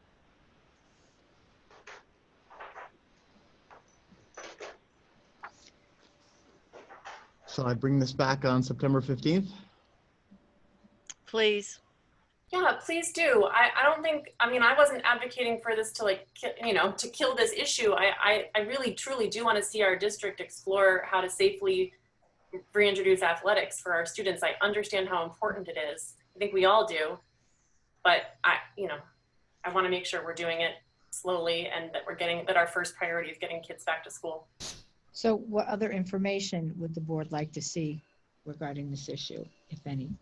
You just want to see what happens? I want to see how the first few weeks go, and I want to see us get our kids back in school. I want kids in school as well. I also had queried earlier about students who are at home who are not participating in school, if they're going to be able to participate in sports or after school activities. And I was told that that would be discussed. So It was. The recommendation of the leadership team and me is that we would allow students who are distance learning to participate in all co-curricular, extracurricular, and athletics. Okay. Okay. All right. Well, that's good to know. Happy to hear that too. And I guess the other question I have in terms of athletics in general, because I think all children, all students can benefit from it, that if we don't have these organized sports in the way that we have in past years, if there would be alternative activities for kids, running clubs or BMX bike clubs or skateboard things or activities that they could participate in small groups just to get the exercise, Zumba dancing after school. There's a lot of ways that they can keep their energy level up and get the exercise they need. And, maybe we should be thinking in terms of that rather than busing kids to different sporting events. Well, I think the question that I would have in that regard is if we hold off and we don't endorse these recommendations, does that mean that athletics won't move forward? I think at this point, athletics are on hold until the Board of Education makes a decision. I'm not comfortable going forward without your support. So what if we wait and everybody else goes? So we decide October, whatever, okay, we'll participate. And did they miss the whole season? Are they even going to be able to compete? Would it be a moot point at that time? Can I maybe if we did it this way? Let me see if I can maybe get us to frame it this way. It sounds like if we did this point by point, right? Would at this point the board be comfortable voting on whether we allow football? My recommendation is that we do not. Right. Let's make a decision on that, and then we could consider a recommendation on the 15th. And it sounds like part of what I'm hearing is that you want more than the 15th. You want a longer period of time before we start putting students on buses and sending them to games to go past the 15th. So, but then I'd also be curious to hear about would I heard Zumba classes or running clubs. Would the board be comfortable with us beginning in cohorts of 10 with the guidelines being followed, us starting training, strength and conditioning for our athletes? The DPH says you can do that now, but maybe if we went bullet by bullet and yeah, had an do you want to do the football and then the physical conditioning as one Right. I think that might be a way to go. Like, so if we just looked at the bullet points, maybe if we started with bullet point 1 and bullet point, what's that, 1, 2, 3, the swimming and the football, right? So the recommendation here is that no football and that our one swimmer not participate with Rocky Hill this year. Yeah, I would make a motion that we would support the recommendation from the superintendent regarding bullet points 1 and 2 regarding football and swimming. I can second that. I don't know why we're penalizing the swimmer. I'm biased because my daughter's a swimmer and he's actively swimming with teams from other towns, and they just follow the guidelines that were provided, and they have no issue. So I don't know why we're singling that out, because not like football, that's more of a team sport. It's not an individual exercise. But if that's what you want to do, that's voice my concern. Well, that was the Department of Health that made that recommendation. That was their call for that particular sport. If I understand correctly, right, Charles? That was. All right, for swimming, the Department of Public Health didn't include swimming in that. I included swimming in that because our swimmers break cohorts and would be at Rocky Hill High School, right? And that wouldn't be just on game day. That would be every day for practice. And that seems like, we're breaking that cohort down pretty significantly. But in theory, though, if we start doing competitions, we're breaking it down anyways with all the other. In any sport. True. So- Except that it wouldn't be every day with practice. It would be on game days, which are fewer. I mean, I can go either way. I just feel bad for that one person that wants to be a swimmer. Dr. Britton, may I speak? I heard a voice from somewhere. Chris Sarah just is chiming in. It's the voice. Hello, everybody. Hi, Chris. So, obviously we are prepared to provide an environment that would give our students and our student athletes a safe environment to hone their skills and practice with their coaches. I must advise the board that there is a time frame in terms of the amount of practice days our athletes are required to participate in before they can participate in a season. So in regards to soccer and cross country, they must practice 10 days before being eligible to participate in a competition. And we have on the other note of, the social distancing and the protocols and processes we're going to take into consideration and implement, our COVID-19 Athletic Advisory Committee has worked diligently to come up with a handbook that will be presented and described to the athletes so we can educate them on what is expected when we are allowed to start athletics. And obviously we all know that's a huge component of the well-rounded educated person. And, these kids do want to get back on the field with their coaches and their athletes. They're a little taken back by the back and forth that has taken place. And I commend Dr. Britton for, really looking into the subject, paying attention to what's been happening, because the number one issue is the health of our athletes. So I just wanted to let the board know those points before anything moves further. And also, I did text Dr. Britton that it was a team of one, but that's the terminology in CIAC. It is called a team of one, but there are 3 swimmers. So the CIAC allows 3 swimmers on a team of one, they call it, to go follow another schedule. So we do have 3 swimming girls. Thank you. Can I just ask a question, Chris? Is there a deadline in terms of if we don't enter our teams into the season by a particular date that our kids won't be able to compete at all? There's no official deadline, but the soccer and the schedule season starts the 24th of September, and we need to get our days of practice in so our kids are conditioned as well as eligible for CIAC guidelines. Okay. What is the end date for the fall season? The end date for the fall season is November 1st, but they Okay. actually pushed it now to November 8th with hopes that we do a regional type playoff system. What that looks like at this moment, we don't know. We're still waiting on our schedules. Okay. So you would, just a question, you would be practicing just about every day for the next 2 weeks in order to make the first game on the 24th when the schedule begins. Correct, but we would be cohorting it until the date that Right. says that we could have full practices. And those cohort practices count as towards the 10. Right, okay. Thank you. So the original one was that they would condition and cohort in groups of 10, but then on the 15th that we would start the fuller practices. And then I don't think we've gotten the schedule. Chris, do we have the schedules yet? But the first game is the 24th, but we don't know who it is or where or anything yet. We don't have the official schedules yet, but the season will start the 24th.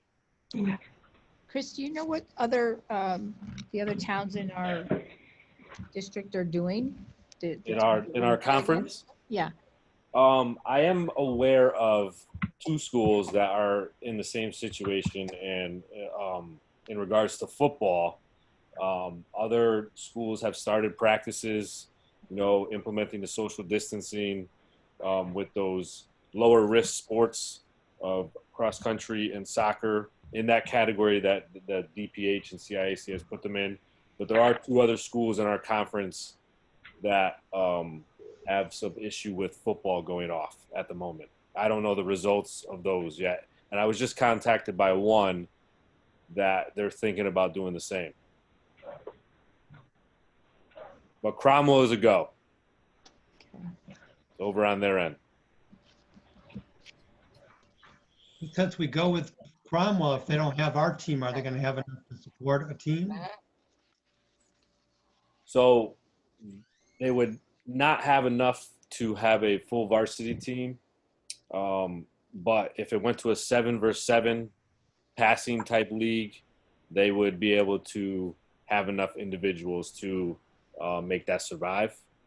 But as far as a full team, no.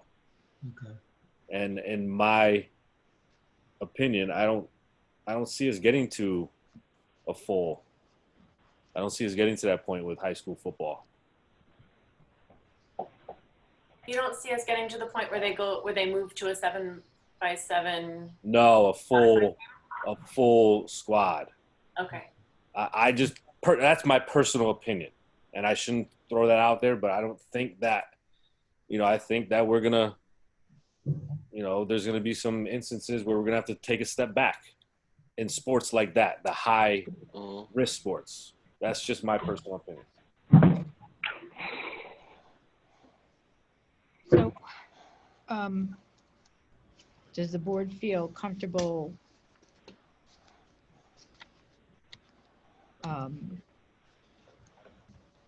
allowing the conditioning to begin for soccer?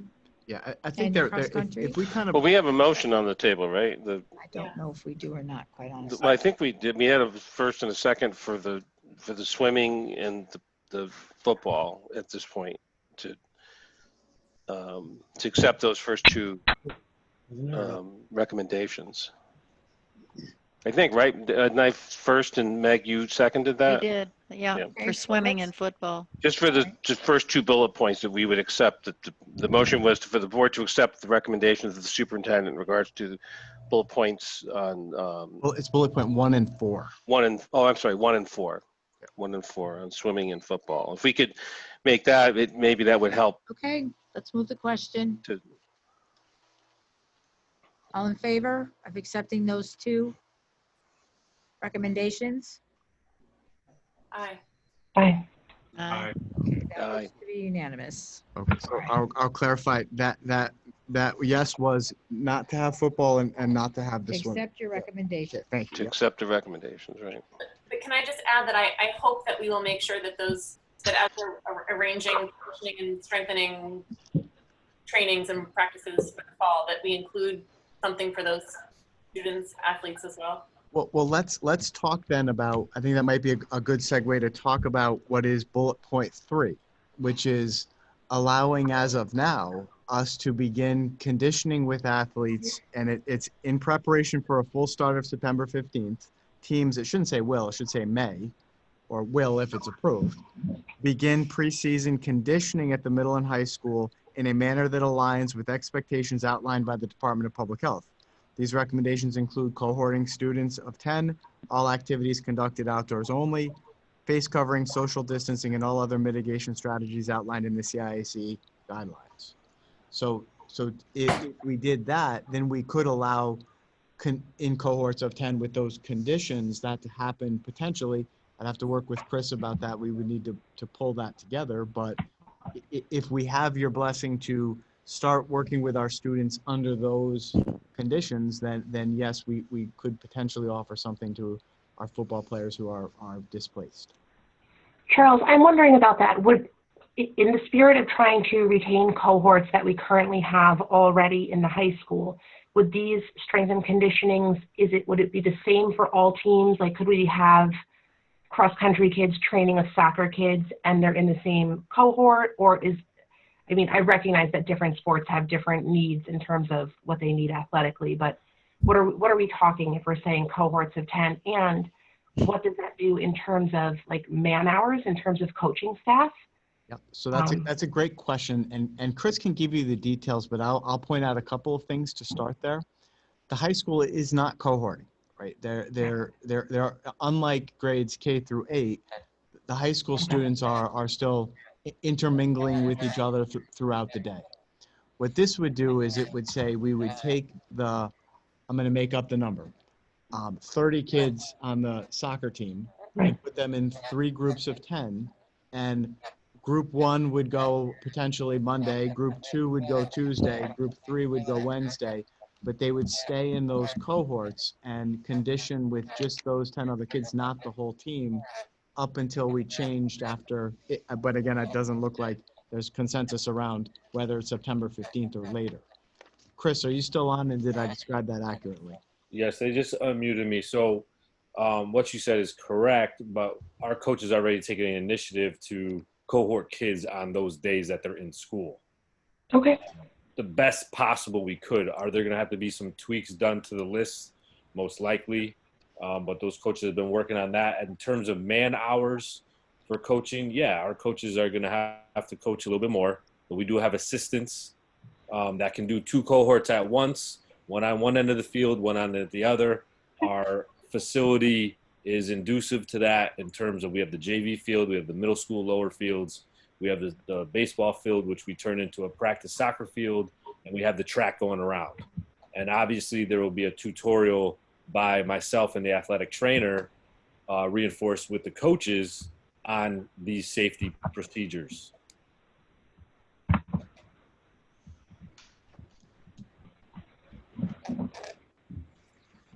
So are you looking for a motion? I would be, my recommendation is in bullet 3 that starting tomorrow, we allow our soccer players and our cross-country teams to begin training in cohorts of 10 with all activities outdoor, following CIAC and socialization, social distancing, face coverings, and other mitigation strategies. I make that motion. I'll second it. Can you adjust the motion first? Sorry, I don't mean to intrude. We on our COVID-19 athletic committee stated we would end up starting Friday just to get out the proper information to athletes and coaches, because Thursday would be a virtual learning day. So September 4th? Correct.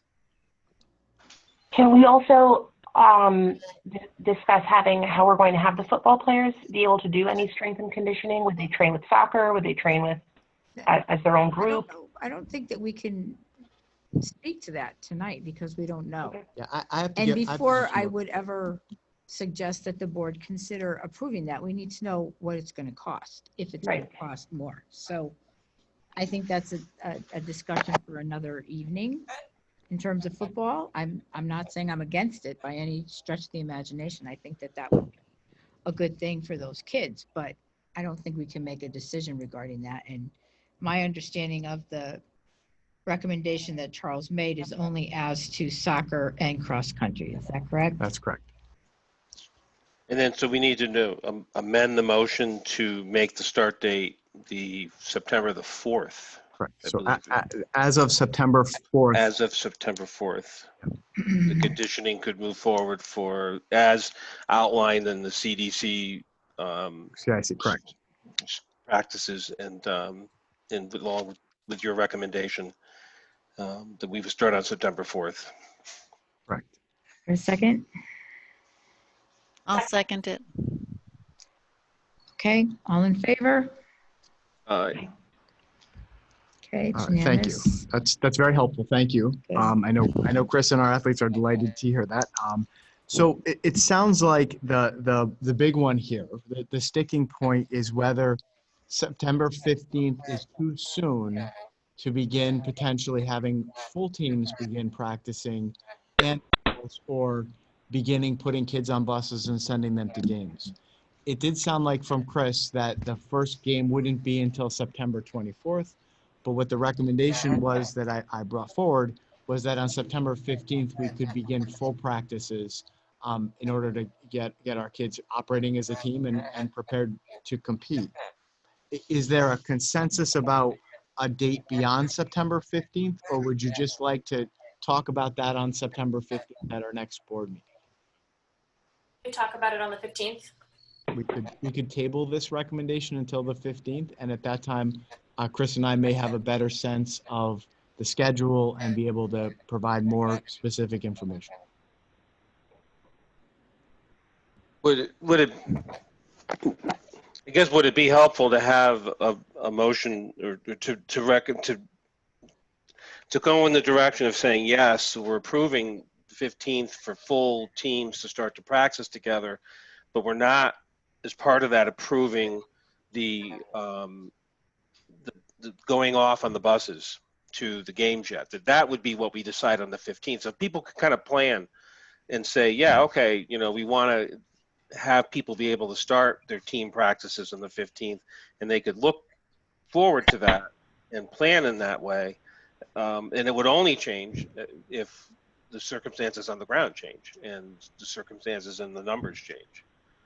I'm comfortable with that.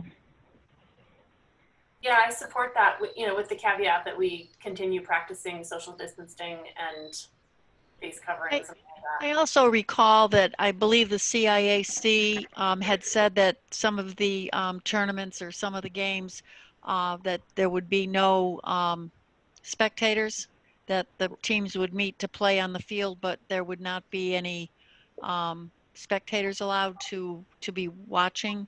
That's accurate. Right. So that would also, I would want to make sure that that was true, that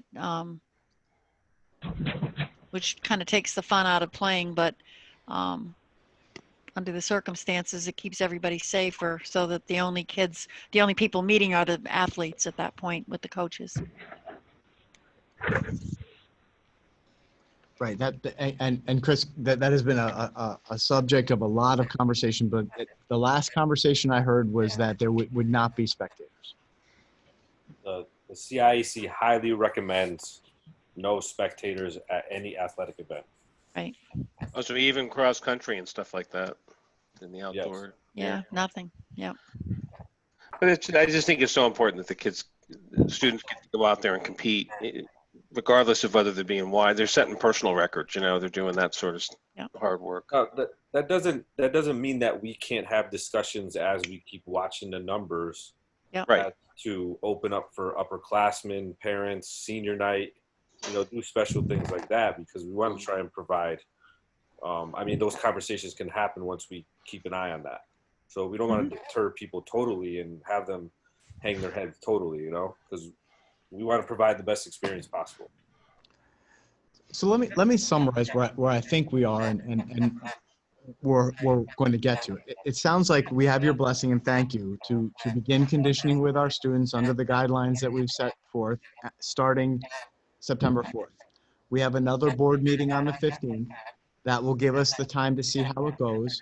let me come back to you on the 15th with Chris, and we'll make another recommendation about whether it's on the 16th or the 24th, or a date to be determined in the future based on how well things go over the next 2 weeks. And, at that point, our decision will be about full team practices and a schedule for the fall season that includes the senior nights and everything else.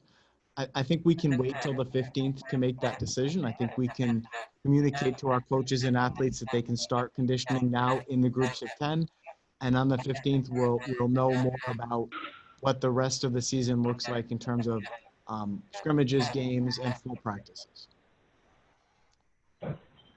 Sounds good. Do we need a motion for that, or that's just? I think we're good. We just table that, and then we'll pick it up next time, and that's great. Yeah. Okay. Are there any committee reports? Curriculum?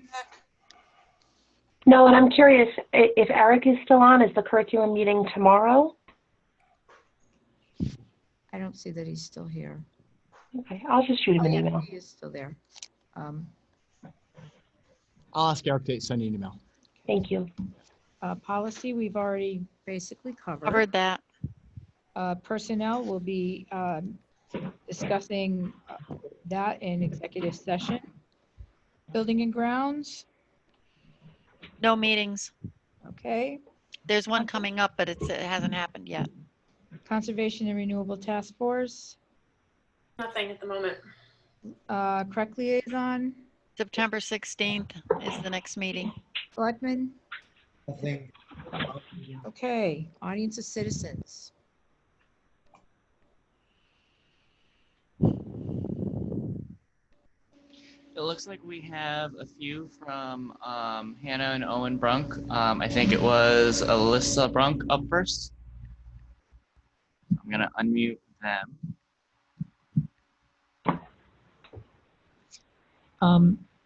Those of you addressing the board, we need to have your address for the record.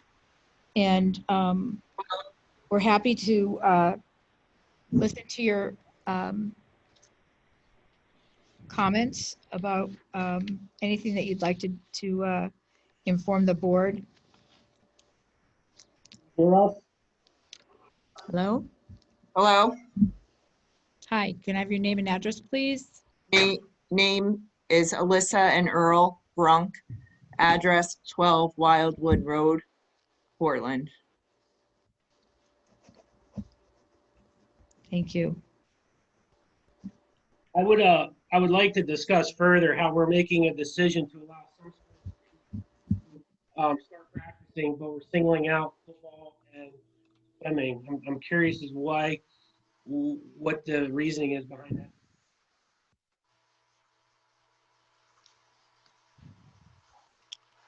I'm sorry, can you repeat yourself? You cut out on us. We can't hear you. Yeah, I'm curious of the reasoning behind the decision to single out football and swimming and not allowing them to start practices while all other sports can. Is it because we participate with other towns? Or is it, I'm trying to figure out why we're coming.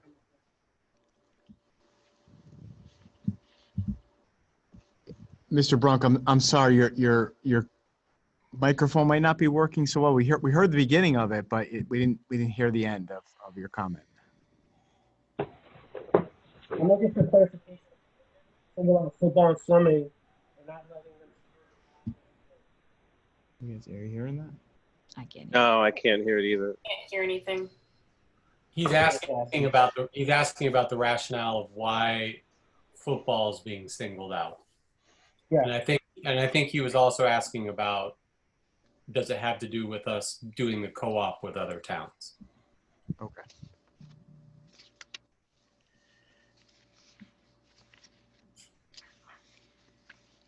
Well, They also had written in on the chat, Hannah and Owen Brunk. Apparently their son was the first all-state football player in the history of the Portland High School. Yeah. He's entering his junior year. They mentioned football players must condition for 2 weeks without equipment before they're allowed contact practicing. not allowing them or making them wait until 9:15 will put kids from Portland weeks behind. This decision by the board is devastating to their student and the family, is what they're saying. So, Mr. and Mrs. Brunk, if you noticed at the beginning of the chat section, we are happy to hear your comments regarding any of the issues that we're discussing tonight or anything else that you want to bring to the board's attention. However, we don't engage in a back and forth discussion regarding those. We certainly will take it under advisement, and if there are specific questions that you have, you can email Dr. Britton as indicated in the beginning of the group chat. The email address is there. Is there anyone else who would like to address the board? Okay. Hold on. There were 2 more comments from high school seniors. Jack Vittorio, who's on Zoom, who I can't unmute, and Cam Latronica from the YouTube. Cam's just reads sad with the decision on football. Shall I unmute Jack?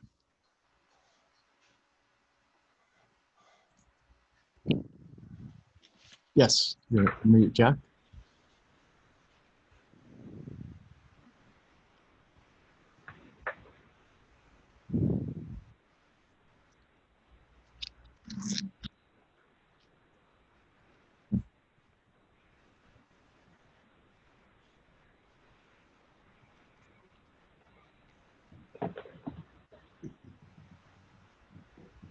And those were the only 2 we had. Okay. Okay, thank you. All right. Any Board of Ed member comments? Other than it's 10:31. Yeah. I just want to mention that Holly Russo discovered that some of us weren't getting some of the messages in School Messenger because we were not identified in a group. If you would, so she's taken care of that for us. Because some of you are parents and you get the messages because you are in School Messenger. She's also willing to add in cell phones if you would prefer a text message when there are School Messenger messages coming from either Charles or from the various schools in the district. So if you want to do that, just let me know and I'll give her the list and she'll upload everything all at the same time. Thank you, Meg. You're welcome. I'll keep it real quick, but the Board of Selectmen, just in case, because this hasn't come up with the Board of Ed yet, and so I want to make sure everyone knows, the Board of Selectmen at their last meeting formed a solidarity, or they're looking to form a solidarity task force in town, made up of community members looking to address some issues of equity and issues around diversity in town, with the specific goal of tackling 2 big tasks between now and next June. And they've specifically said that they're looking to work with the Board of Education. So I would love for this to be an agenda item at our next meeting. I think it's important that our Board of Ed have a liaison to this task force. I'd certainly be interested in doing that. And I think we should discuss it a little bit next meeting. I did get an email from Mrs. Bransfield about the task force and the resolution that the Board of Selectmen passed at their last meeting. It's my understanding at their mid-month meeting, they'll be discussing, I guess, the formation of the task force in a little bit more detail. So it might make sense if we put that on our, the first meeting in October, as opposed to our next meeting, because I don't think that theirs will take place until after ours, just so that we can get more details in terms of how the task force is going to operate, and if they're looking for liaisons and kind of how that's all going to work, and who might be interested in filling that role. I certainly understand that you are, Laurel. So why don't we put that on our agenda the first October meeting, and we'll get more details from the Board of Selectmen at that point. Any other comments? Yeah, can I just make two things real quick? Sure. One, just Charles, if you want to pass on to your admin team how much I appreciate the support for teachers in this, in your efforts, and all of your efforts as well. But I think that's really important to support teachers in this. And then number two, that I don't know that everybody who understands what we were talking about with regards to sports understands. I mean, for me personally, I was basing it on the recommendations of the Department of Public Health. I mean, I think that's really the important thing to understand, that that's guiding, you know, the decision for me around sports. To that point out, I would just like to ask, and I totally forgot to mention it earlier, when Eric was presenting about the Virtual Learning Academy, he mentioned that there was going to be like a question and answer period for parents. I'm wondering if we would be open to doing the same thing for our in-person students. Because certainly hybrid is a totally different beast than we're used to having. So between the kids going to school and then even at-home learning, I'm wondering if you guys, if the board would be open to that. So you mean like another a Zoom parent town hall? Is that kind of what you're suggesting? Yeah. I just know for myself as a parent with three, my own kids are hybrid B, so they were home today, and you know, it's new and it's different, and them being in school under these circumstances is also going to be new and different. So I think it would be great if the district could also get feedback from those parents as well. Okay. Yeah, I just want to piggyback on what Chris Darby said as well, that, you know, in terms of football or swimming, my only basis of that is that that's the, you know, DPH and CDC guidelines, and that's what they're recommending. And, you know, I think this is one of those times where we need to really listen to that. That's the best information they have right now. And that, we all know that could change, but it's nothing to do with a feeling of negativeness about football or any other sport. It's just it's what seems to be right now based on where we are with COVID and where we want to be. Right. I would agree. Some things that I've read recently are the teenagers are not getting rid of the disease as quickly as they could. Some of them have COVID headaches and depression and muscle things, and you know, just keeping kids safe is really the thing that we want to do at this point. Is there a way that you could make that Department of Public Health information available to parents?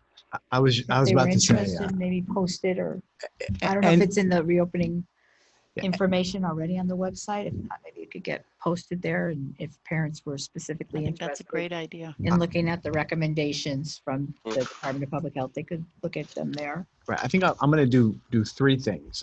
One, anybody who follows up this meeting and emails me. And I mean, unfortunately, these aren't town halls and we don't engage in back and forth, but right. I would welcome the opportunity to any parents who contact me. I will share the recommendation and the DPH guidelines.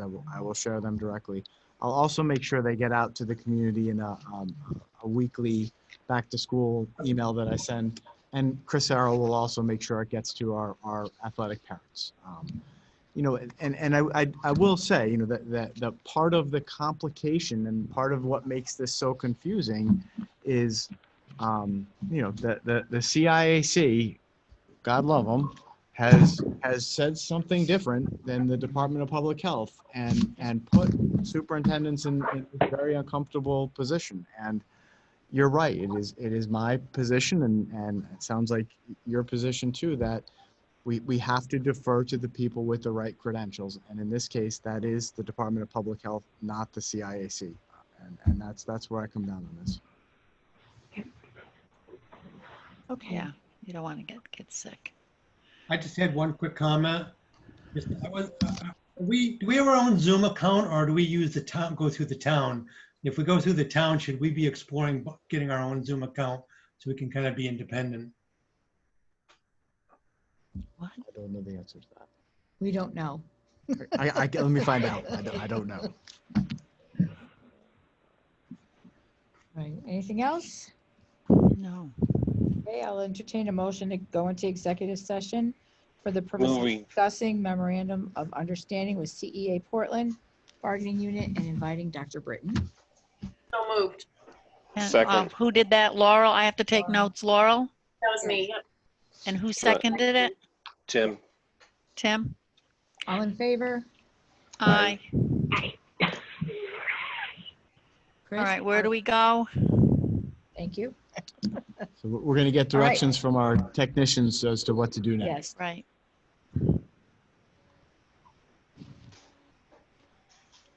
This is a marathon meeting tonight. Yeesh, yeah. Okay. We will just sit tight and wait for direction. I have to go put some eye drops in. I'll be back. Okay. I'm going to use the restroom. Breakout room first. Join the breakout room.